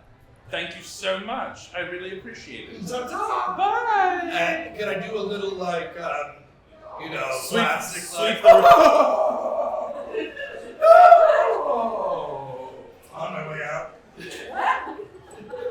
Since you did that, I'll allow it. Because that makes total sense to me. Oh, I taste something, maybe. Shocking. All right. That's simply what a good storm does. Perfect. Meddling again. Yay! Whoa. 8. What reason did we say? Yeah. Looking around, so 9 again. 9? Well, I'll tell you what. So you're meddling, but again, there's a little bit of complication. But here we go. So we're gonna find something on the way out. God, I hope it's something amazing that I have to work really hard to figure out why it's in this. We already did 3. Lance gets a reroll. 17. Oh, so good. It's so good. Oh, Jesus. A cookbook authored by Jane Leaf and Paul Rivera, but with one of Paul's recipes torn out. See, you can't write that big. I know, right? You gotta go. Yeah, you straight up, like, just, you notice it open to the page where, like, the thing has been torn, and when you notice that there's a torn page, you just, like, casually on your way out, as she's turned her back, like, grab the whole book and take it with you. Because, again, we steal clues. Right? Yeah, absolutely. Perfect. Amazing. So at this point, we've spoken with Timothy. We've been in the room and snooped around with Sue, right? We've had a lovely conversation and wrapped poison-covered scones with Jane, right? we haven't really talked too much to the other two contestants or the producer, Heath Hendricks. We know now from gossip that Buck and Donna are bucking and Donnaing. I don't know. They've got no thing there. Who would like to stick some more noses where some more noses don't belong? You got pointed at. Jeff threw you under the bus just then. Maybe you guys could team up. I really think I would like to talk to Donna at this point. Now that we have this information. I think that's great. So Where is she going off to? Donna has gone. Donna is in Paul's trailer, so a place you're familiar with because you've been there. I haven't been there. You've definitely not been there at all in any way. You're right. Yeah. So are the two of you going together, or is it just you by yourself? Great. You could always use a hobby. Absolutely. Right. As we're going, I'd like to use a cozy move. Yes. Absolutely. Because I know you've been having a tough time with your date. I have. So. I'd like to offer you some advice. I would only admit that to my So, friend. for those of you who are playing along at home, a cozy move is another special kind of move that the game offers, right? And when the players take the cozy move, what it does is it sort of takes them out of the immediacy of the action and the hunt, gives them an opportunity to, with another maven, because life is always better with a partner, right? Go someplace else, safe, out of the way of danger and shenanigans, right? Potentially do their cozy activity, chill, have and role play a conversation between mavens. But the cool thing about the cozy move is that in the course of that conversation, they can still find a clue, right? So rather than only having to go to places that suspects are, suspicious locations, places that might put them in danger, right? They can say, hold up, I'm gonna go back to my garden, I'm gonna dig my bulbs, and I'm gonna do it with my friend, right? And we're gonna have a conversation. In the course of that conversation, they might stumble across something that gives them more insight into the mission. So that's what Jeff is up to right now. Jeff is initiating the cozy move, gonna take Emma, and they are going to go role play a scenario. Where do you wanna go? With the understanding that like you're probably not leaving the city and going all the way back home, but you are in the just like these British baking shows work, right? You're in the middle of a beautiful field.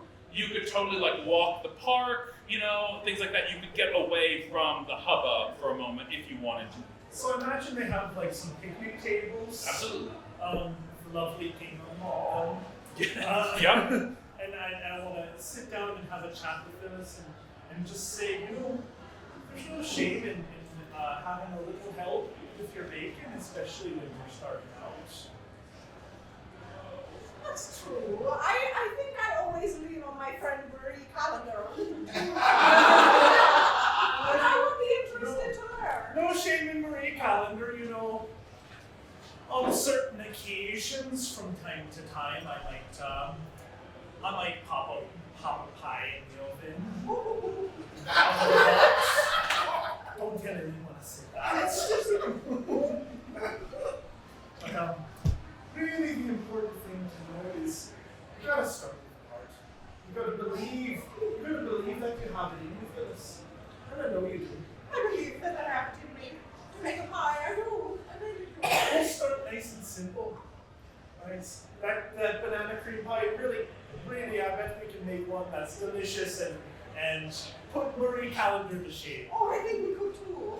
How do we start? Right, so first we want to start with the nice ones. I'm going to go through the process. I want to hear you go through the process while I make this roll to see what clue you will find. So please. What is a crust?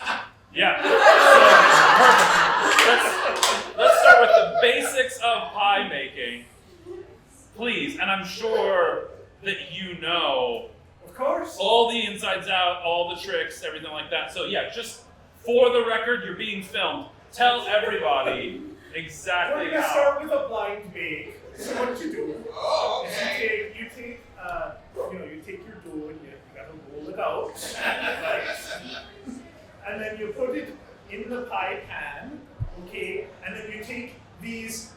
baking beans. All right, but not baked beans. That's something different. Oh no, I was getting excited. You take your bacon beans and that weighs it down real nice while you heat up the crust. It doesn't, prove it, right? Because if you prove, for some reason, if you decide to prove a pie, it'll get all puffy. I don't know why anyone would want to prove a pie, but if you did, that's what would happen. Perfect. What have we got here? An unreasonable contractual demand. An unreasonable contractual demand. Love it. So, as you're having this conversation about pie, you're outside at a picnic table or a bench? Picnic table. Picnic table. Great. The wind is blowing. It's a lovely day, but a little bluster blows up, right? And some papers blow by the picnic table, and one sort of like lands on you. You pick it up and you see that it is a piece of a contract, right? That's been torn up, clearly by someone who was unhappy with it, right?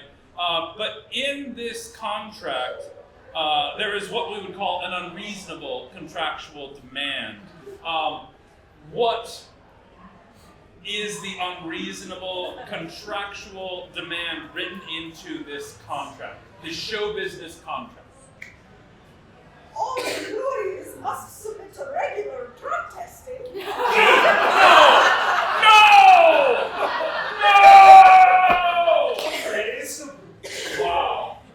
Wow. I mean, we're all adults here. Yeah. Ridiculous. Impossible. Unreasonable contractual demand. Clearly worthy of tearing a contract to pieces and just storming out. I love that, right? So as the two of you conclude your pie baking seminar, right? You leave fully ready to throw Marie Callender to the side and dive right into your own proving the pie if you want to. I still don't know what a crust is. Nobody does. Nobody knows what a crust is. But amazing. Yeah. So that was the cozy move. That was lovely. You guys are still, after the cozy move, on your way to go talk to Donna. Yes? Okay.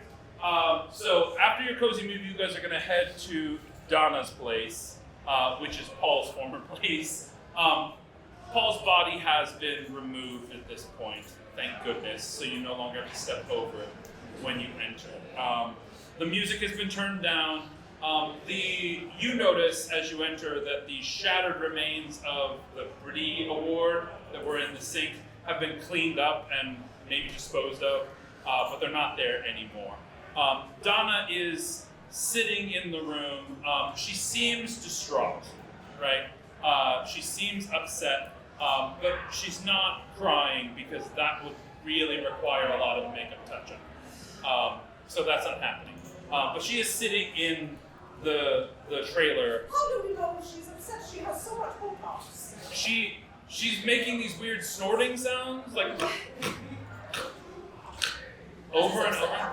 Yeah, so she's either upset or she's got some kind of sinus infection. It's only flour in here. Could be, right? So the assumption, I suppose, would be that she's upset over her husband's death. But maybe she's a coke fiend like everybody else in the show. We don't, right? How do you approach her? Like, she doesn't know you. Like, how do you guys enter into this place? Donna, huge fans of your husband. I really loved you in season 2 of The Real Housewives of Liverpool. Oh my goodness. When you threw that cake, priceless. I had to do 4 takes throwing that cake. It was so exhausting. It certainly paid off. Reality TV is so crazy sometimes. So we'd have to admit we were a little starstruck when you walked in. We were huge fans, huge. That's understandable. Thank you. Nobody else can pull off your outfits. No. They aspire they're so tight. I can barely pull them off. But yeah. Who are you? Oh, we are contestants on the show. We were just so concerned about it. Okay. Oh, well, thank you for your concern. I really appreciate It it. seemed like anyone had come to check on you, and it seems like you most of all would be the most distraught by this news. Do you think I should be more distraught? Oh, you're doing a perfect amount of distraught. Am I? Okay. All right. Thank you. Because like I was looking in the mirror a minute ago, and I was like, maybe you should give it more and stuff. But again, like the makeup and like these cameras could go back on at any moment. Like you just never know and stuff. And so I just wanted to be careful. But like I'm a professional. You know, I've got, you know, a couple of other TV deals in the works and things like that. So like it's really important to me how I appear. That is certainly a lot about you right now. Oh, I'm sorry. Did you want to talk about yourself? No. I didn't even ask your name. How are you feeling about your Oh. husband, darling? Paul. Yes, him. Yeah, that was disturbing to see, I think. The I power. don't know. I didn't see it. Oh, well, let me describe it for you, since you obviously didn't see it before. Yeah, he was. No, yeah, he was right here on the floor. You would have had to step over him, right? And he was tied up, and there was flour all over his face. I don't know if it was like a weird thing that he was trying, or like I don't know. That's not something that you and him ever. No, that's not usual for. We don't murder each other. No, not that. No, of course not that. I was taking it a little too far. Oh, you mean like they're tying up? That. Well, I mean, who hasn't? A little tying up, sometimes. Of course. But like, there's safe words and things like that, you know. His was flour. Kind of ironic, right? Don't you think? Was he waiting on you? It's like rain on your wedding day. Free ride. I hate everything. Very nice. I'm sorry. What was the question? Just asking if you were he was waiting to see you. Did you have plans with him that day? We didn't have, we just normal hanging out after the show was done filming. We didn't have any like big plans or anything. I mean, I really can't believe that anybody would murder him. I mean, it seems so out of character for everyone involved on the show. Like, everyone here's so nice, and some are really nice. It's just nice to be around sometimes. Who would you say is the nicest? Oh, everybody. Just general everybody. People are nice here on the show for all times. Of course. Have you been having a good time on the show? Oh yes, everyone's been so helpful. Yeah. Besides the whole murder thing. Have you seen Buck? Oh yes, we had a lovely chat. Yes. Right before he had to go take a break, union stuff. Right. He's a regular Union Jack.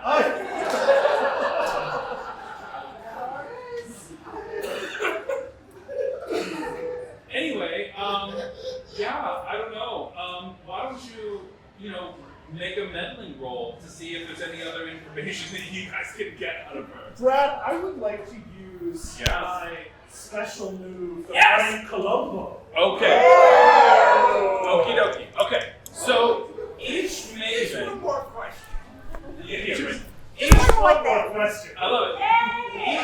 Each maven, as part of their character, has selected a special maven move. All the maven moves are designed after famous either television or books or other fiction like detectives, right? And so, Jeff, yours is the Frank Colombo. Would you describe for everybody what that means? So that means when I am meddling with someone who is a high society sort of person, Right.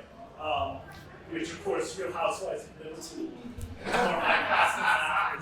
impossible. I get an extra clue regardless of whether or not I succeed on my roll. That's right. So, Jeff is going to meddle with with somebody who's high society, and because they're Frank Columbo, they can ask just one more question. No matter whether they succeed or not on the meddling roll, right?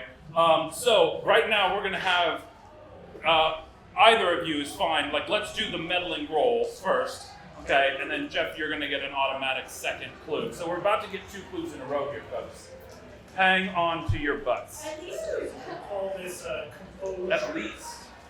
It could be more than that if Jeff is super successful. Let's go. Let's do this as a composure. Oh God, no! That was Snake Eyes. We still get 1, right? But Jeff, that was pretty bad. You're entitled. No. So Jeff, that was a legit failure, right, on the meddling move. That's the first actual failure that we've had, right? So you've got a complication, right, and nothing else for that, right? So the problem here is that, as with anyone who is a little high society, right, she started to recognize that you guys are a little beneath her, not really worth her time, right? So while you're asking her questions, she straight up pulls out her phone and just starts checking Facebook, maybe she makes a phone call, she has started just to straight up ignore your presence in her room. However, since you have the Frank Columbo, I'm gonna say that you, as she ignores you, still discover, still discover something in the room, right? So this is your Frank Columbo clue. Let's hope it's a good one, folks. See if anybody's got a dead body lying around in their clues. 7. Oh! Out of the mouth.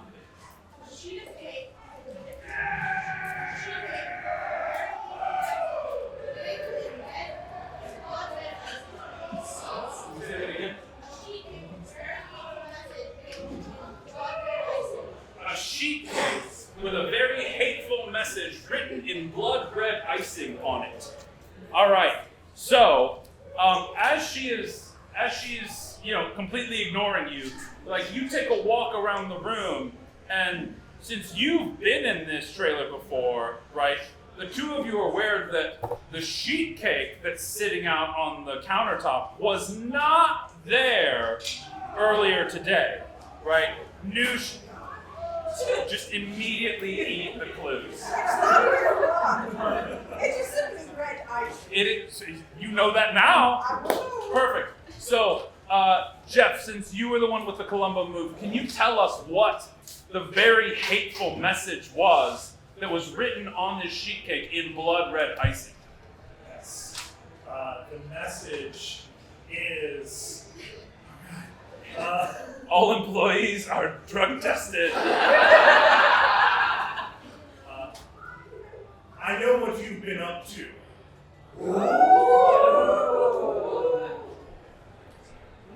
I like it. Okay, so we have a hateful sheet cake. A hateful cake. It's a Quentin Tarantino cake. It's a hateful cake. Hateful sheet cake with the message, "I know what you've been up to," written in blood red icing on it. Dun dun dun. Okay. At this point in time, I'm going to point out that we've got quite a few clues. Okay. We've got 1, 2, 3, 4, 5, 6, 7, 8 clues. Okay.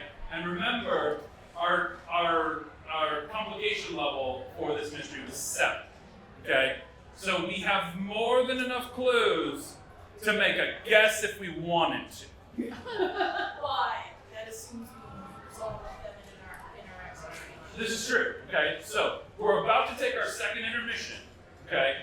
And before we do that, I'm going to explain how we solve this mystery mechanically, okay?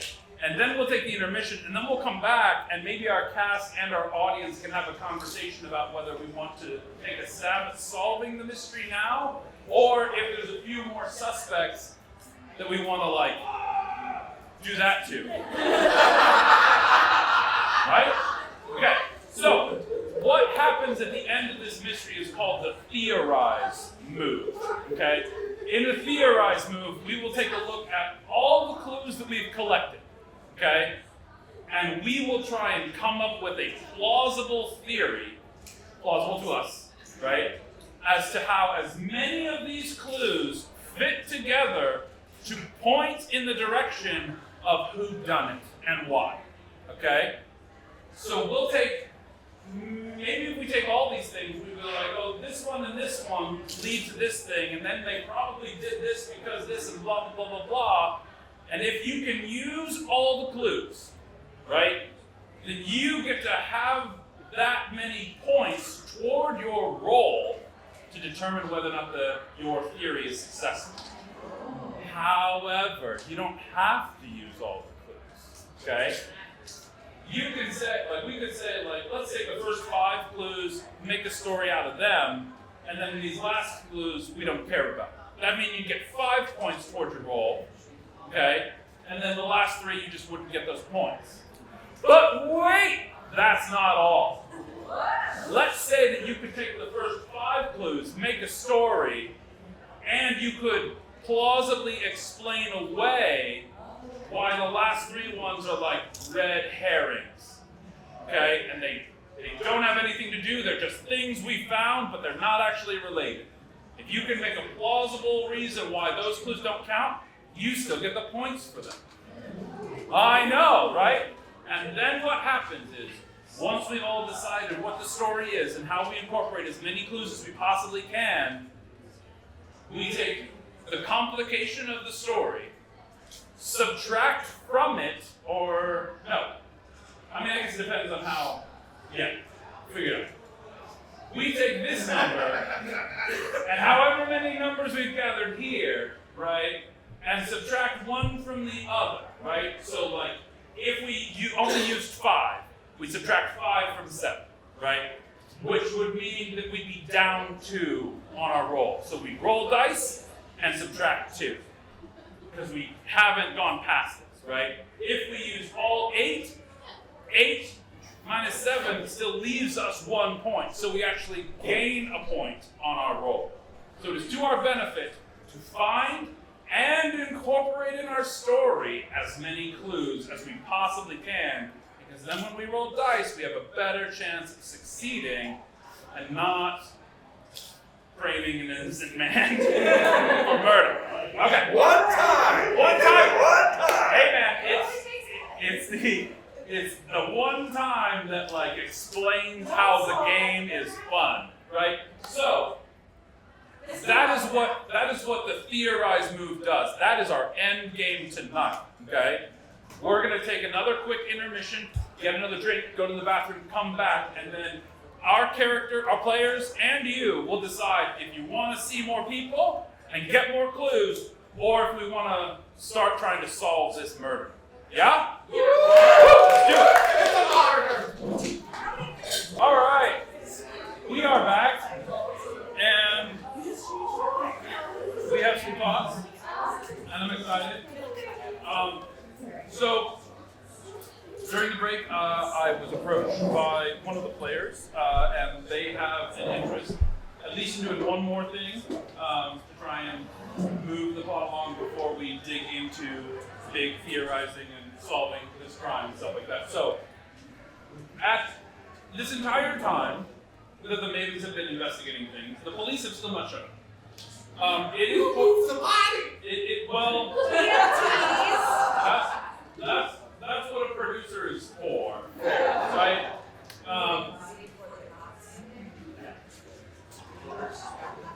Look, we do what we can. Okay. So the police do finally show up. Who amongst the police department is showing up? Chief Constable. The chief constable is here.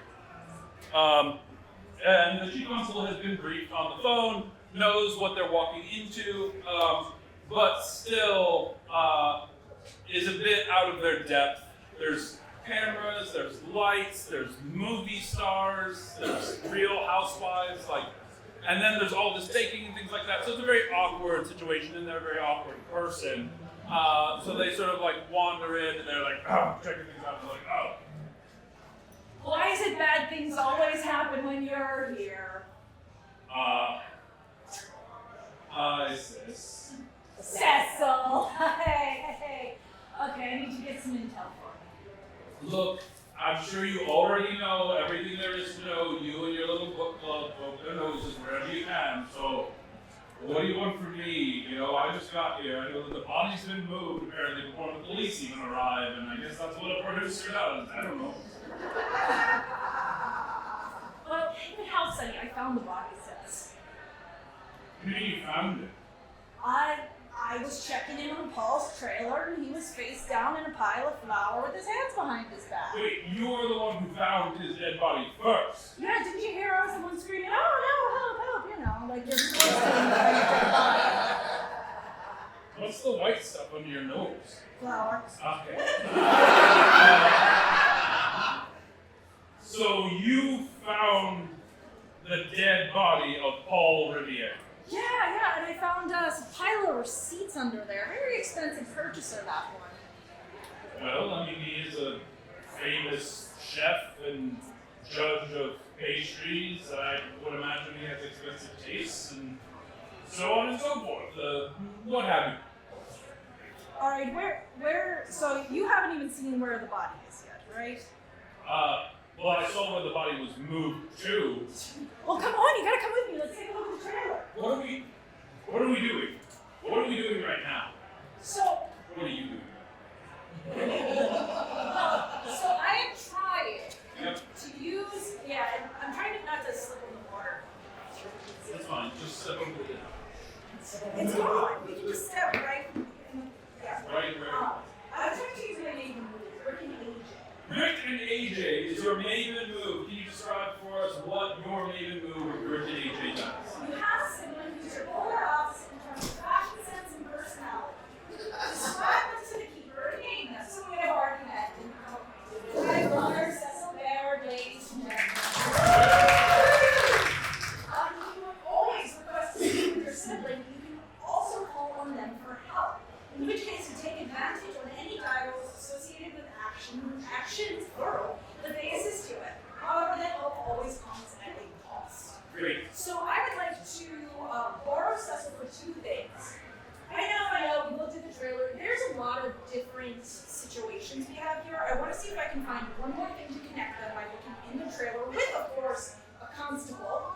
And I want to have Cecil be backing me up because I want to talk to him. Great. Okay. So I would love advantage on those two things. Great. At this point, so you guys approach the trailer, Paul's trailer, right? Okay. You approach Paul's trailer. When Cecil arrived, he did ask that Donna leave the trailer because it is an active crime scene. Whatever that means. Right. So he didn't want anybody else, disturbing the powder and things that are everywhere. Don't touch the clues. Don't eat the clues. Don't stick your finger. Anyway. There's no blood. So, right. So, alright, so we're here in the trailer. So this is where you found him. Yes. Lying on the floor. And we said that, his hands were tied behind his back. Really nice cords, actually. Okay. I'm not sure where cords like that would come from. The really nice chords store. Yeah, we have those all over the Isle of Skye. You know, the Isle of Skye, known for its really nice chords. I'm not quite sure what you're getting at. Really nice chords. Like, if I were going to be tied up for reasons, I'd want to make sure that the chords were really nice. I have sensitive skin. Yes, but if you're trying to kill a man, would you care how sensitive their skin is?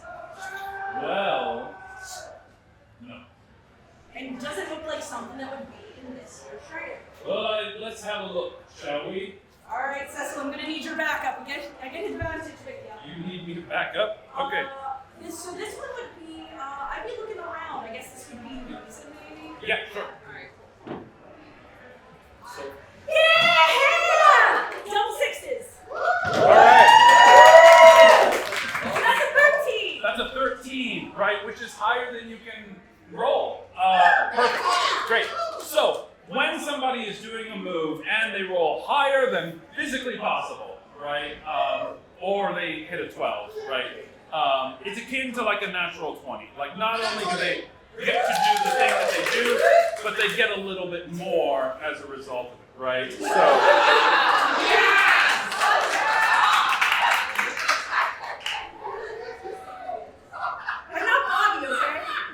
Perfect. Thank you. No, yeah, please don't be Bobby. We don't want to get kicked out of here. Anyway. Yeah. So, two things happen here, right? Not only do you find a clue, right, which we were looking for. 6. Is that a 6? Yeah. It's a 9 because I see the 6 on the side. Okay. 9. Sorry to disappoint whoever had 6 there. What do you got? Extremely valuable diamond earrings and shaped like tiny loaves of bread. Extremely valuable. Oh, you mean they're a baguette cup? Hate it. Perfect. Yes.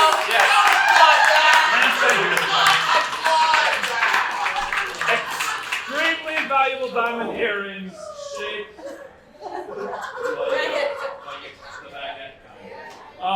excellent.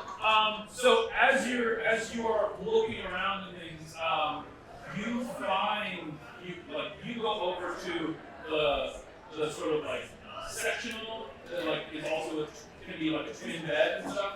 And as you're rifling around in the covers and stuff, you actually find loose these 2 baguette earrings. Baguette earrings. Extremely valuable. They are real diamond baguettes. Steel clues. Perfect.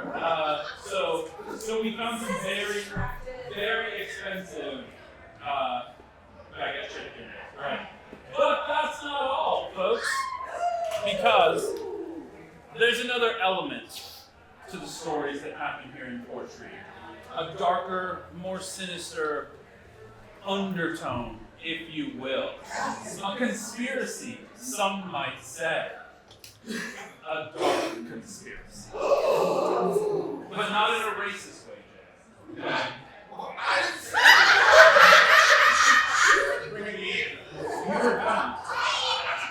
Alright.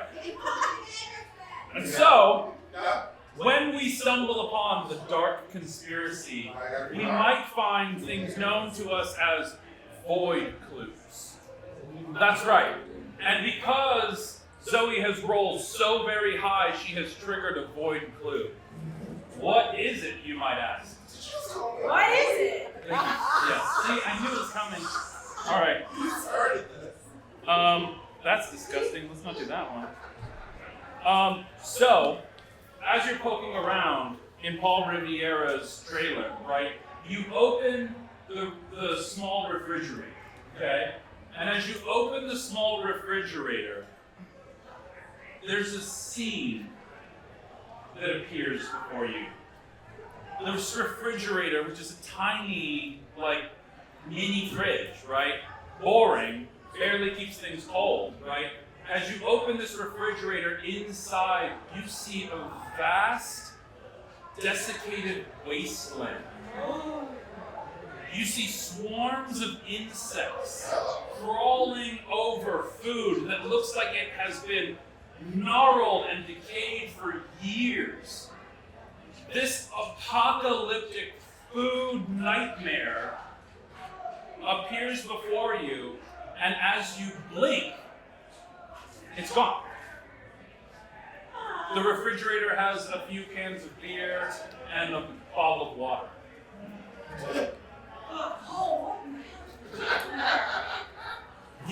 Thank you, I appreciate that. You've discovered a void clue.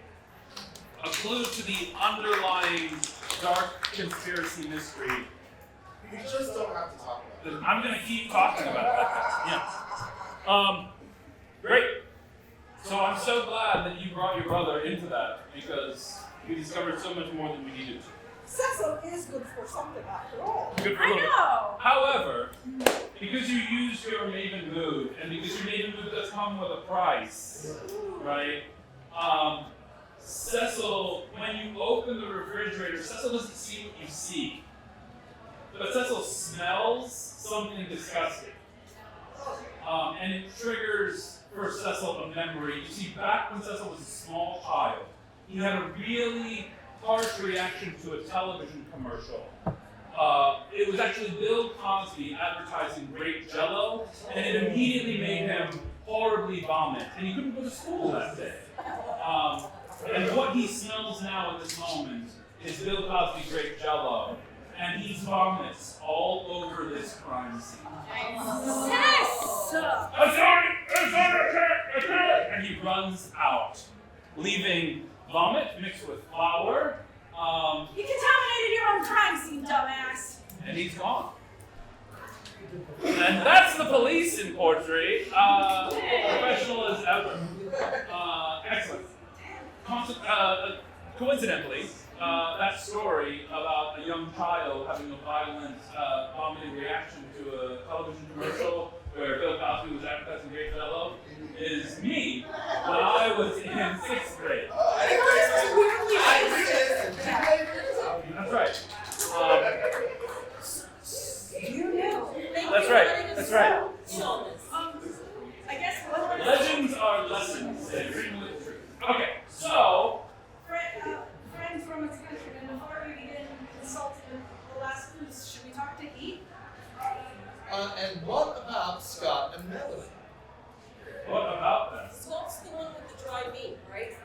Yes. Yes. I don't want to talk to them. Nobody wants to talk about driving. And it seems like Melanie was just having a hard time. I don't think it's anything consequential. But He knows things. He knows everything that goes on. All right. and producers move the dead bodies. And producers move dead bodies. If we want to talk to Heath, I'm going to ask that we do it quick. All right, cool. Yeah. Who's So, coming with me? who wants to talk to Heath? I know that you do. Jacqueline, Yes. will you join us Yes. for a discussion with Heath, the producer? Heath is back in the main tent. He is desperately trying to get the cake portion of the contest going because they are on a shooting deadline and they would really like to finish this episode, even though they'll obviously have to do it without Paul. So he's frantically trying to figure out like where Buck has gotten off to, make sure that everybody's got all of the ingredients that they need for cake building and stuff like that. He's trying to help Timothy understand what cake is, because that dude's just gone, right? So he's in a bit of a state when you see him. What do you say? Oh, Heath, is the show still shooting? God willing, we'll get it underway today. Here we go. Are you guys ready for cake? You love cake, right? Everybody loves cake. Cake will solve all of our problems. Holy shit. Probably not Paul's problems, though, huh? Okay. I don't mean to be disrespectful to anyone living or deceased, right? But I am on kind of a deadline. Corporate is going to breathe down my neck. Like, we've got all these contract renewals are happening. If I don't deliver this episode, like, I'm in a bit of a pinch, okay? So, if we could just make some cake and be judgy about some cake, that would really help me. We would love to help you get to that point, but Okay. we have a bit of a problem we have to solve first. Okay. A dead Paul. That seems like a problem that sort of solved itself if you don't. Yeah? What do you mean? If you don't ask any questions, Well, right? sure. I mean, the police are here, I've heard. Oh, have you I've seen the seen it. police? Not yet. Don't worry about it. Yeah. Okay. Yeah, they're a little out of commission. Oh, they did too. No, just vomiting. Well, you know, if it's your first time moving a dead body, I could understand. Like, the smell sometimes. Speaking I've of, seen Yeah. it's so easy for you to move that body. What's with that? Is that a producer thing? I am, I work out. I'm most impressed. Oh, are you like a union check?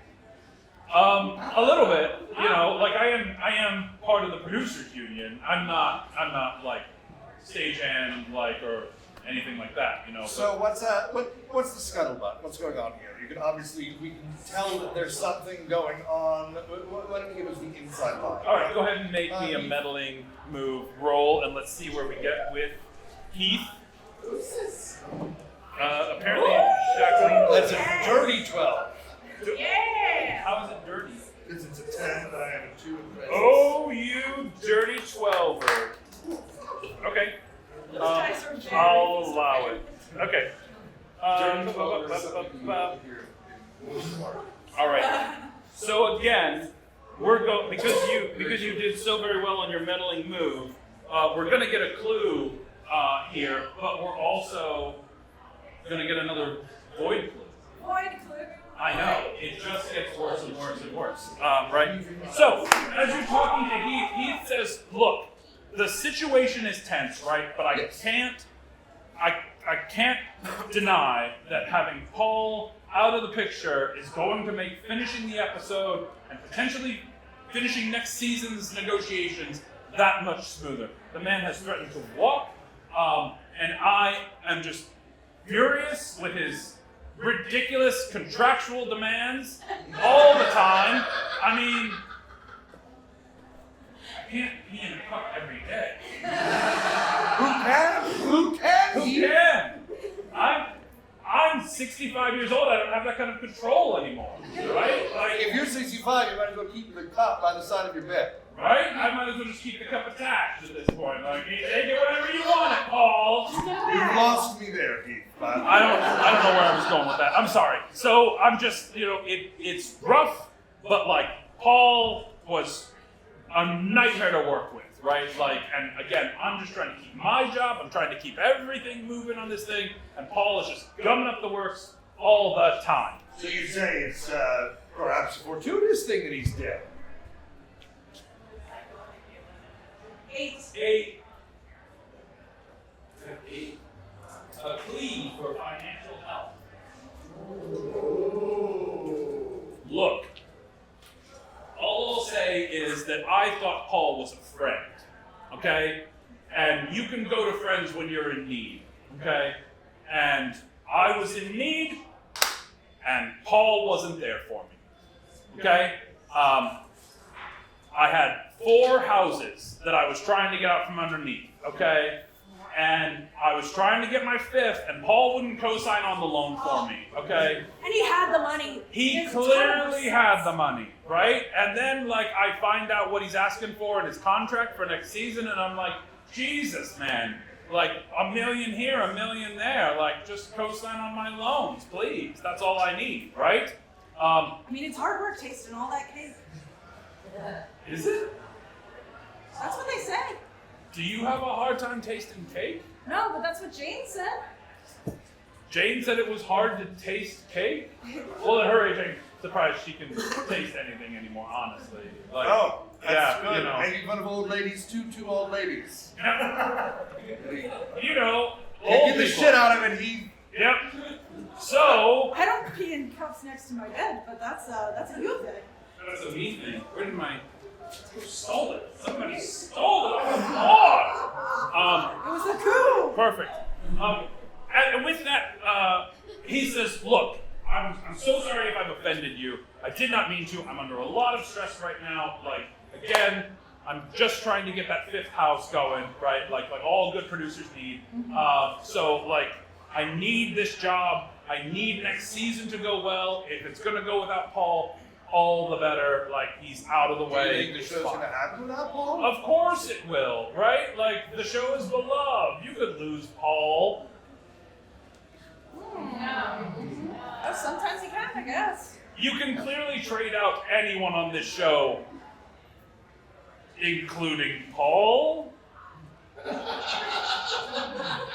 might say that. Some might. I would. Some just did. Some just did. So, with that, he says, I've got to get back to getting this show on the road. But as Heath walks away... Suspicious bastard. He's a suspicious bastard. As he walks away, you notice, as you look up to the top of the baking tent, a shadow kind of moving across the top of the baking tent. Something unnatural crawling across the top of the baking tent. It just for a few seconds, and then you could swear that it sort of leaps off the top of the tent and takes flight and is gone. What weird birds we have this time of year. What weird birds we have this time of year. Did you see that, Jordan? Oh, I saw it.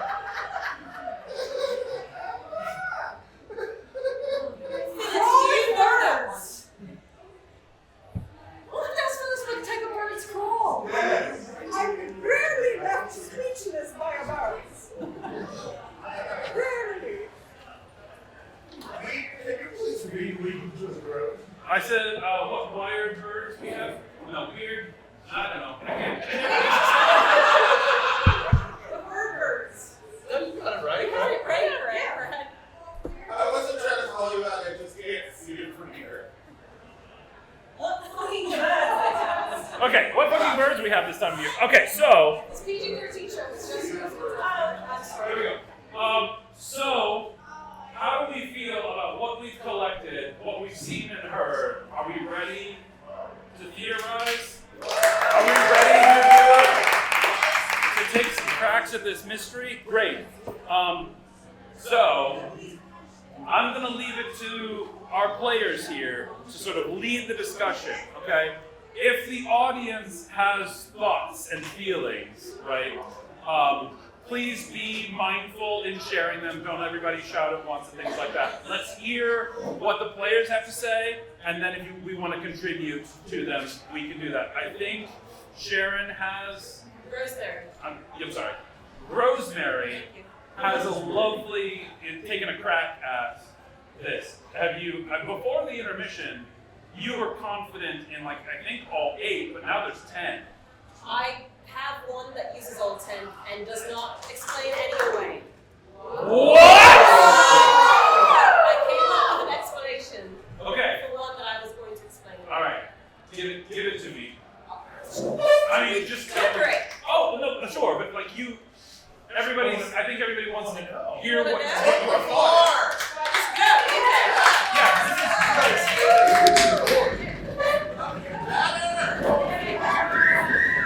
I need to keep track of what I'm doing. Yeah. Nice, who's right here? All right. So the murderer was Jane Lee. I knew it. All right. I'm gonna put Yes. a mark. She's the accused. Yeah, pick She one. was furious with Paul because Paul had a lot going on with his contract negotiation. He was making unreasonable demands, one for drug testing, but also he was for the first time demanding that he make more than his co-judge. Okay. The reason he was doing this is he was trying to set himself away from the rest of the organization as the most important person, as the one who could not be replaced. What?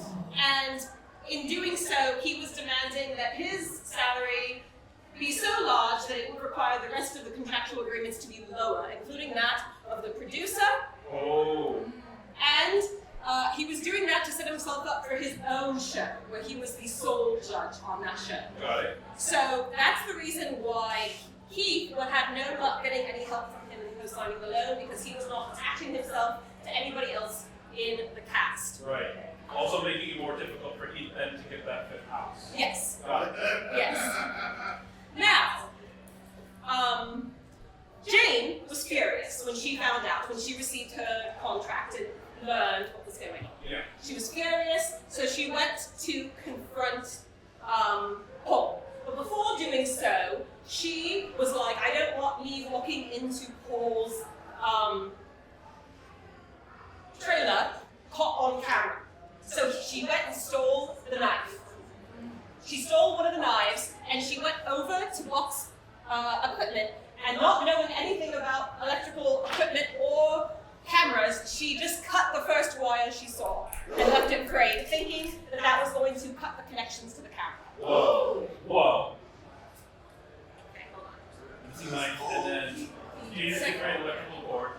She then, on her way to the trailer, left the knife in the green room so as to not take it with her into the trailer and leave it as a potential Yeah, because murder you weapon. don't take clues. Solid. We're innocent. So, she goes into Paul's trailer and confronts him.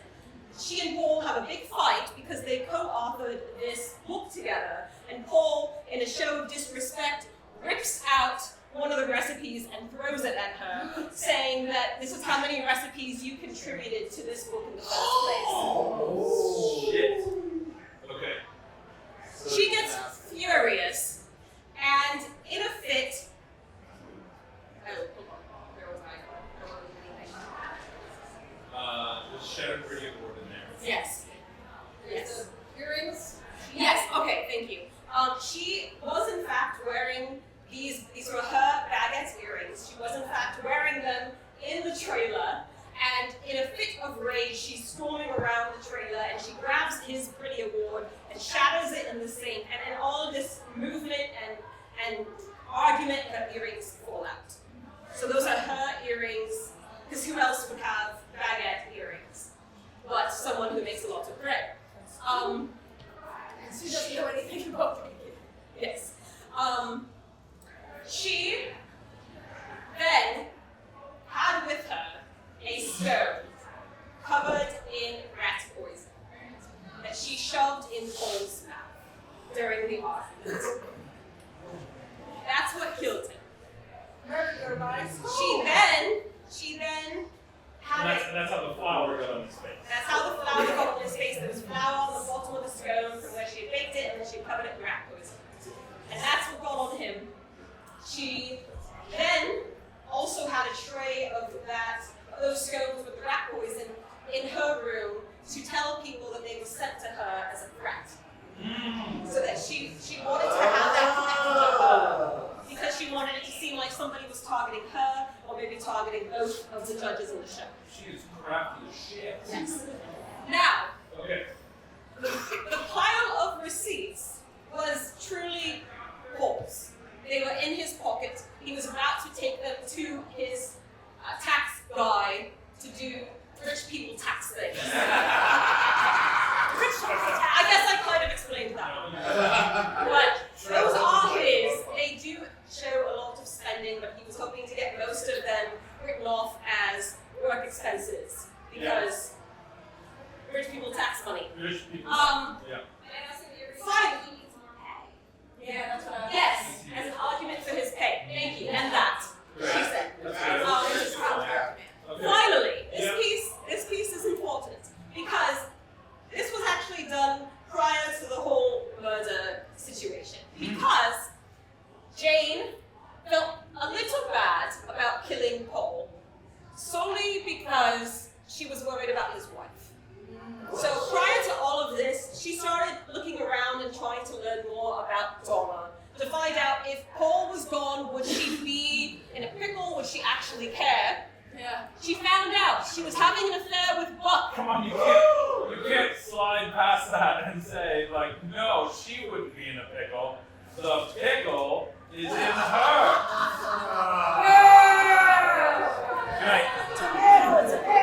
You're right, of course. Okay. All right. So Jane found out that Donna was getting Buck's pickle and knew that, one, she was fine getting rid of Paul, because Donna would probably get lots of life insurance for him. But she wanted Donna scared. She wanted Donna stressed about her own situation and not focusing on Paul. So she sent her a cake, because she can bake. She sent her a cake with the teaser of, I know what you are doing, or I know what you're up to. Yeah. So that Donna would be preoccupied with Buck and not focusing on Paul. Whoa. My when you discovered Paul, his hands were tied up with some beautiful plaiting which could only have been done by a master baker. Yes, as his hands. And she did have a very nice tent. Very particular. she would have lovely tent with lovely ropes. Okay. And yes, she did in fact tie Paul up after killing him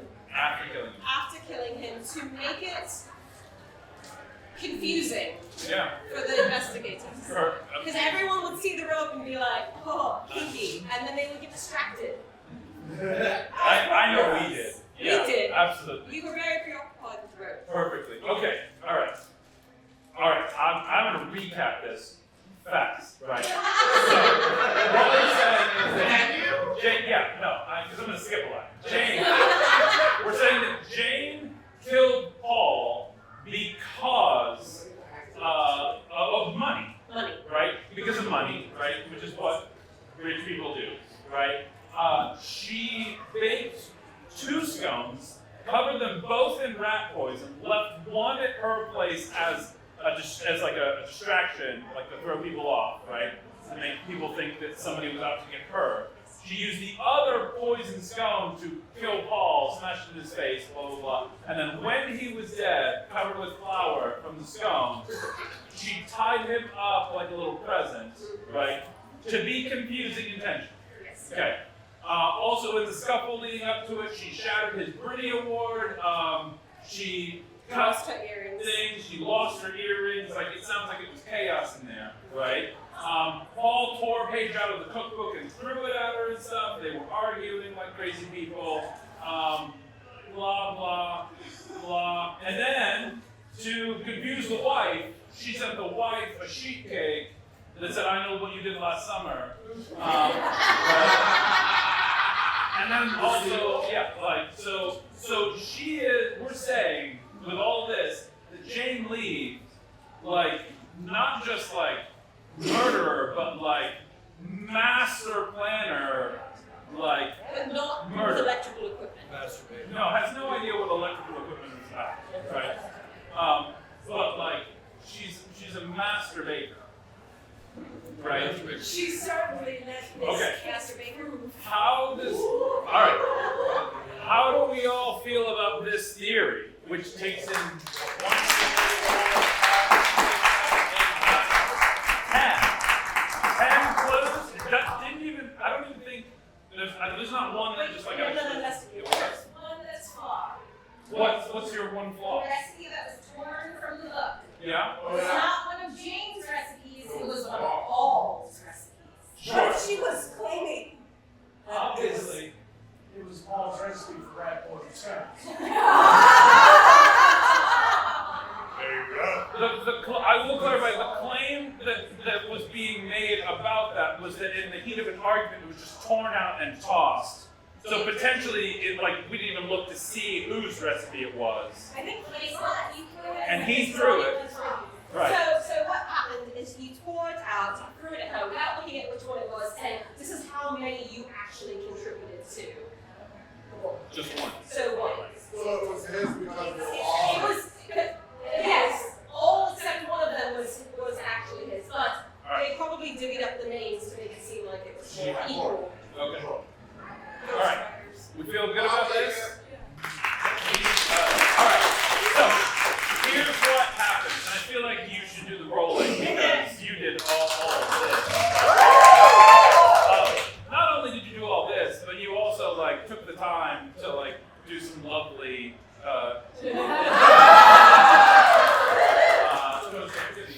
okay, so here's what happens. Now there's a little bit of math involved, but not much. Don't worry. Theater kids, it's fine. Right? So 7 is the number that we're trying to get ahead of, right? And we've used 10, right? So so we've used 10, we subtract 7, and we get 3, which means we get to add 3 to the roll. Right, I know, it's a lot. For just... You got it! So again, just so that everybody's aware of what the hell's at stake here, right? In order for all of this to just be correct, right? Grade is correct. Amazing, right? You need a 10 or higher.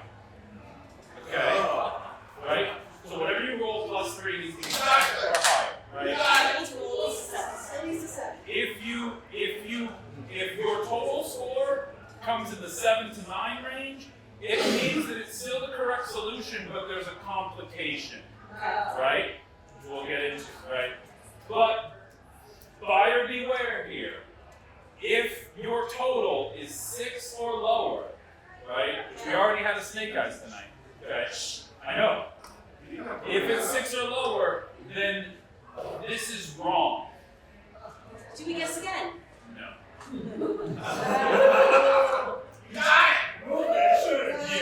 Does she get arrested? We're gonna find out. We're gonna find out whether or not you ruined an innocent person's life tonight. Let's go!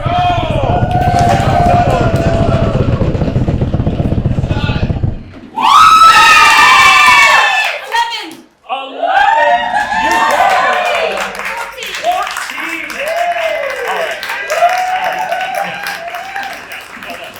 Hold on. All right. That was impressive. Okay, so. This reminds me of the one time that Amanda Delacorte solved a similar mystery. No.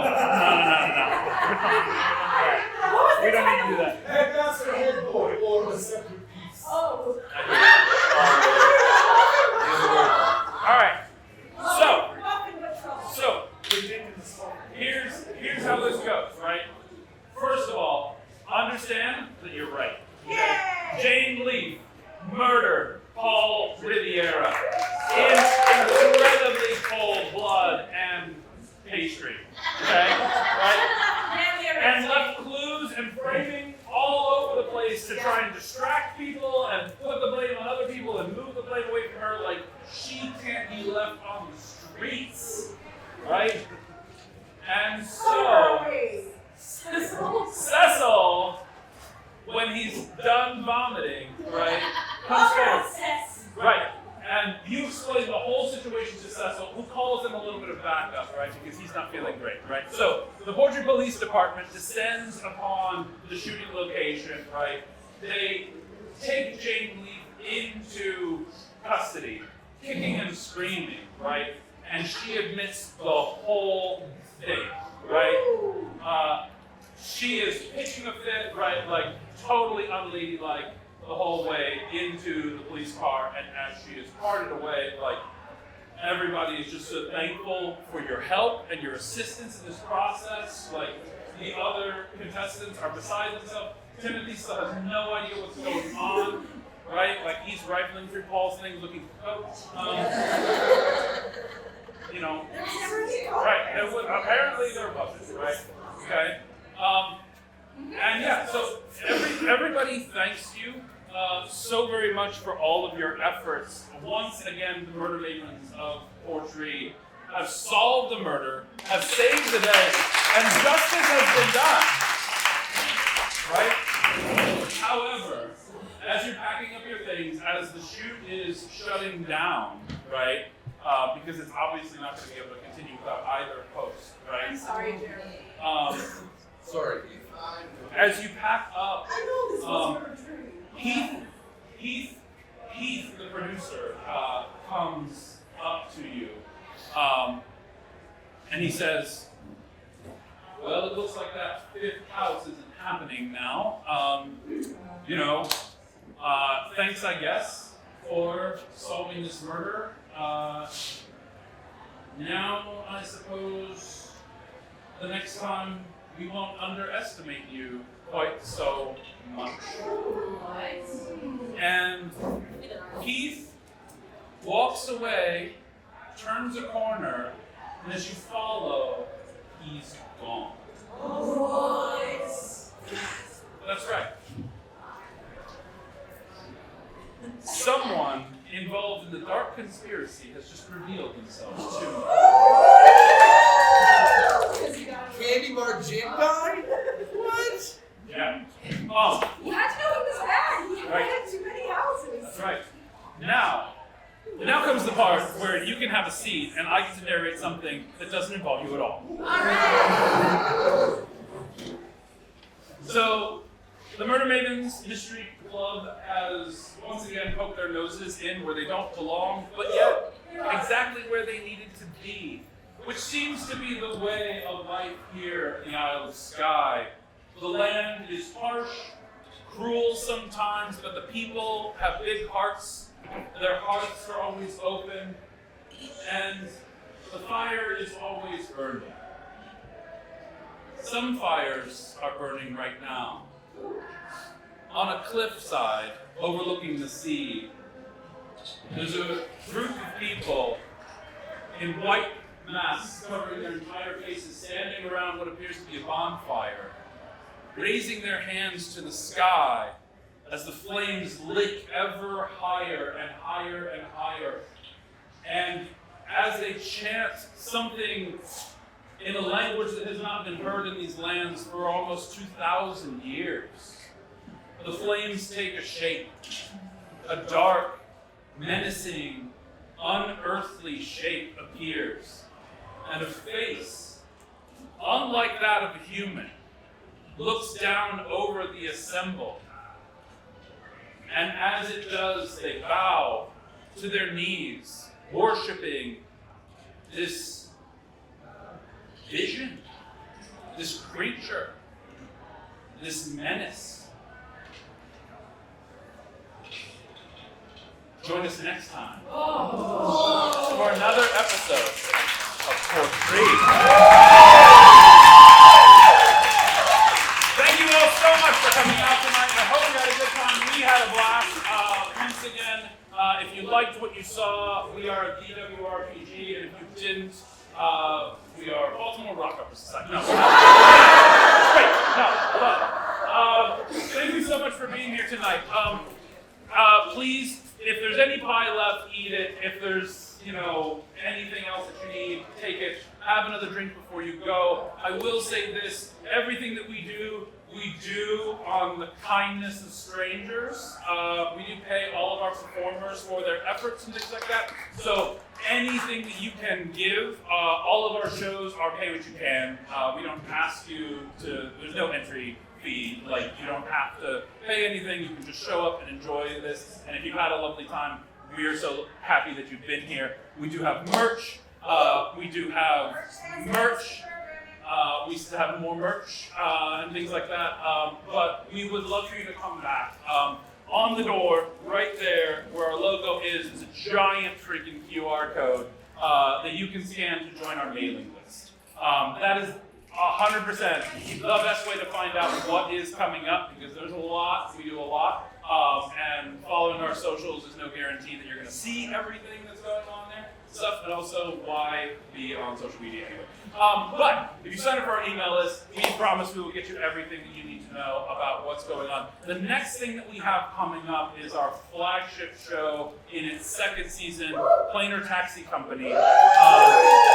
We do that at Fells Point Corner Theater. It's coming up on March 28th. It's on that poster on there. It's not March, it's February 28th. It's the last day of February.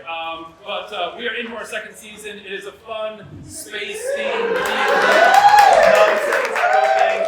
Jay's in it, so you know it's us. But that's crazy. I really want to encourage you, whether you come and see something else that we do or not, please come back to Peabody Heights on March 8th and 9th for Game Face Con. Game Face Con will be taking over all of Peabody Heights. We will be here outside in the tent and on the stage all day, both days. On Saturday night, we're going to run a quick RPG called Psychic Trash Detectives that doesn't use dice, it uses garbage. Okay. We'll be out there on the stage doing that, but we'll be here all weekend promoting local creators, talking about RPGs, doing interviews with people and stuff. It is a super fun time. Please come by. It's just amazing people. You will not regret it. Also, you'll probably spend a lot of money, like I unfortunately do. So those are our things. Sign up for the mailing list. If you like us, follow us wherever you can. Y'all come back.